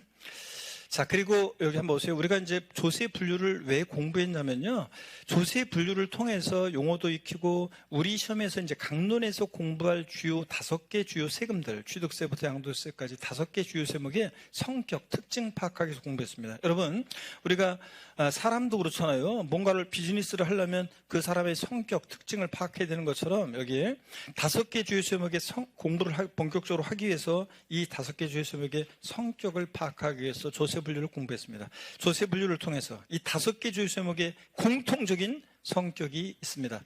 이 5개 주요 세목은 직접세입니까? 간접세입니까? 예? 직접세라고 그랬습니다. 납세 의무자와 세금 부담하는 사람이, 돈 내는 사람이 일치해요. 간접세는 납세 의무자가 세금 부담을 다른 사람에게 전가시키는 세금을 말합니다. 그래서 사업자가 부가가치세요. 재원화용역 공급하고 공급하는 사람한테 받아서 세무세 내잖아요. 납세 의무자와 돈 부담하는 사람이, 세금 부담하는 사람이 불일치합니다. 5개 주요 세목은 보통세다, 목적세다? 보통세입니다. 사용 목적 특정되어 있지 않고 지자체의 국가의 일반적인 운영 경비에 충당합니다. 목적세는 사용 목적이 특정된 세금인데 5가지를 우리 머리 글자를 따서 외웠습니다. 어떻게? 교교농, 찌찌, 교육세, 교통에너지환경세, 농어촌 특별세, 찌찌에서 지역자원시설세, 지방교육세, 지역자원시설세, 지방교육세. 그래서 교교농 찌찌만 목적세고 나머지 5개 주요 세목들 얘네들 다 보통세입니다. 5개 주요 세목은 독립세의 부가세예요? 독립세, 독자소 부과는 독립세고, 이 독립한 이 세금들 받을 때 부가세 받는 세금을 부가세라고 합니다. 국세 중에서 부가세가 있었는데 교교농 중에서 교육세, 또 뭐 있었어요? 부가세인 세금이 국세 중에서 교육세 말고 또 뭐가 있어요? 농어촌 특별세. 농어촌 특별세. 네 집 자식입니까? 국세고 목적세고 부가세고요. 자, 지방세 중에서도 부가세가 있는데 지자로 이름 시작하는 4가지 중에서 딱 한 가지. 목적세 찌찌 중에서 한 가지. 어떤 거? 지방교육세. 지방교육세는 지방세고 목적세고 부가세였습니다. 그런 거지. 얘네들 5개 주요 세목은 다 독립세입니다. 이 5개 주요 세목은 과세 표준이 표시될 때 가액이나 금액으로 표시되는지, 수량 면적 건수 등으로 표시되는지에 따라서 조세를 분류했었습니다. 얘네들 5개 주요 세목은 종가세를 취해요? 종량세를 취해요? 종가세입니다. 가액과 금액에 따라 세금 계산되고 세율은 일정한 비율로 정률세율 정도입니다. 백분율로 표시돼요. 몇 프로. 등록면허세에서 말소등기 변경등기 같은 게 종량세입니다. 건당 6,000원. 미리 말씀드리면 이런 식으로. 그래서 5개 주요 세목의 공통적인 성격이요. 5개 주요 취득세부터 양도세까지 5개 세목은 다 직접세고 보통세고 독립세고 종가세인 세금들입니다. 아셨죠? 이렇게 이해하고 지나가면 됩니다. 그 다음에 이제 바로 또 문제를 풀어보도록 하겠습니다. 핵심 콕 출제 상지문 함께 문제를 풀어보겠습니다. 이 문제는 여러분 나눠드린 자료에 다 있었기 때문에 여기 화면만 봅니다, 여러분들. 그걸 또 보고서 대답하지 말고 틀렸을 때만 그 나중에 복습할 때 자료 보시는 거고 복습용으로 보시는 거고, 여기 화면을 봅니다. 지역자원시설세는 지방세 중에서 목적세이며 부가세인 조세이다. 결심하셨습니까, 여러분? 언제 X인지? 그러면 동시에 얘기합니다. 하나, 둘, 셋. 답이 엇갈렸는데 약간 X입니다. 왜 틀렸습니까, 여러분? 지역자원시설세는 찌찌 목적세입니다. 지역 간의 균형발전이나 또 자원에 대해서 소방사무에 소요되는 재반비용이 충당하기 위해서 부과되는 목적세지만 부가세입니까? 아닙니다. 지방세에서 부가세 아닙니다. 예. 독립세지. 지역자원시설세는 독립세입니다. 부가세 아닙니다. 독립한 세금이 다 부가세를 두고 있는 건 아니에요. 지역자원시설세 독립세입니다. 지방교육세는 4번째입니다. 목적세이며 부가세인 지방세이다. 자, 결심하셨습니까? 하나, 둘, 셋. 요건 목소리가 크네. 좋습니다. 지방교육세는 목적 세고 부가 센 지방세. 뉘집자식입니까? 지방 세고 목적 세고 부가 센 세금입니다. 그렇습니다. 자, 좋습니다, 여러분들.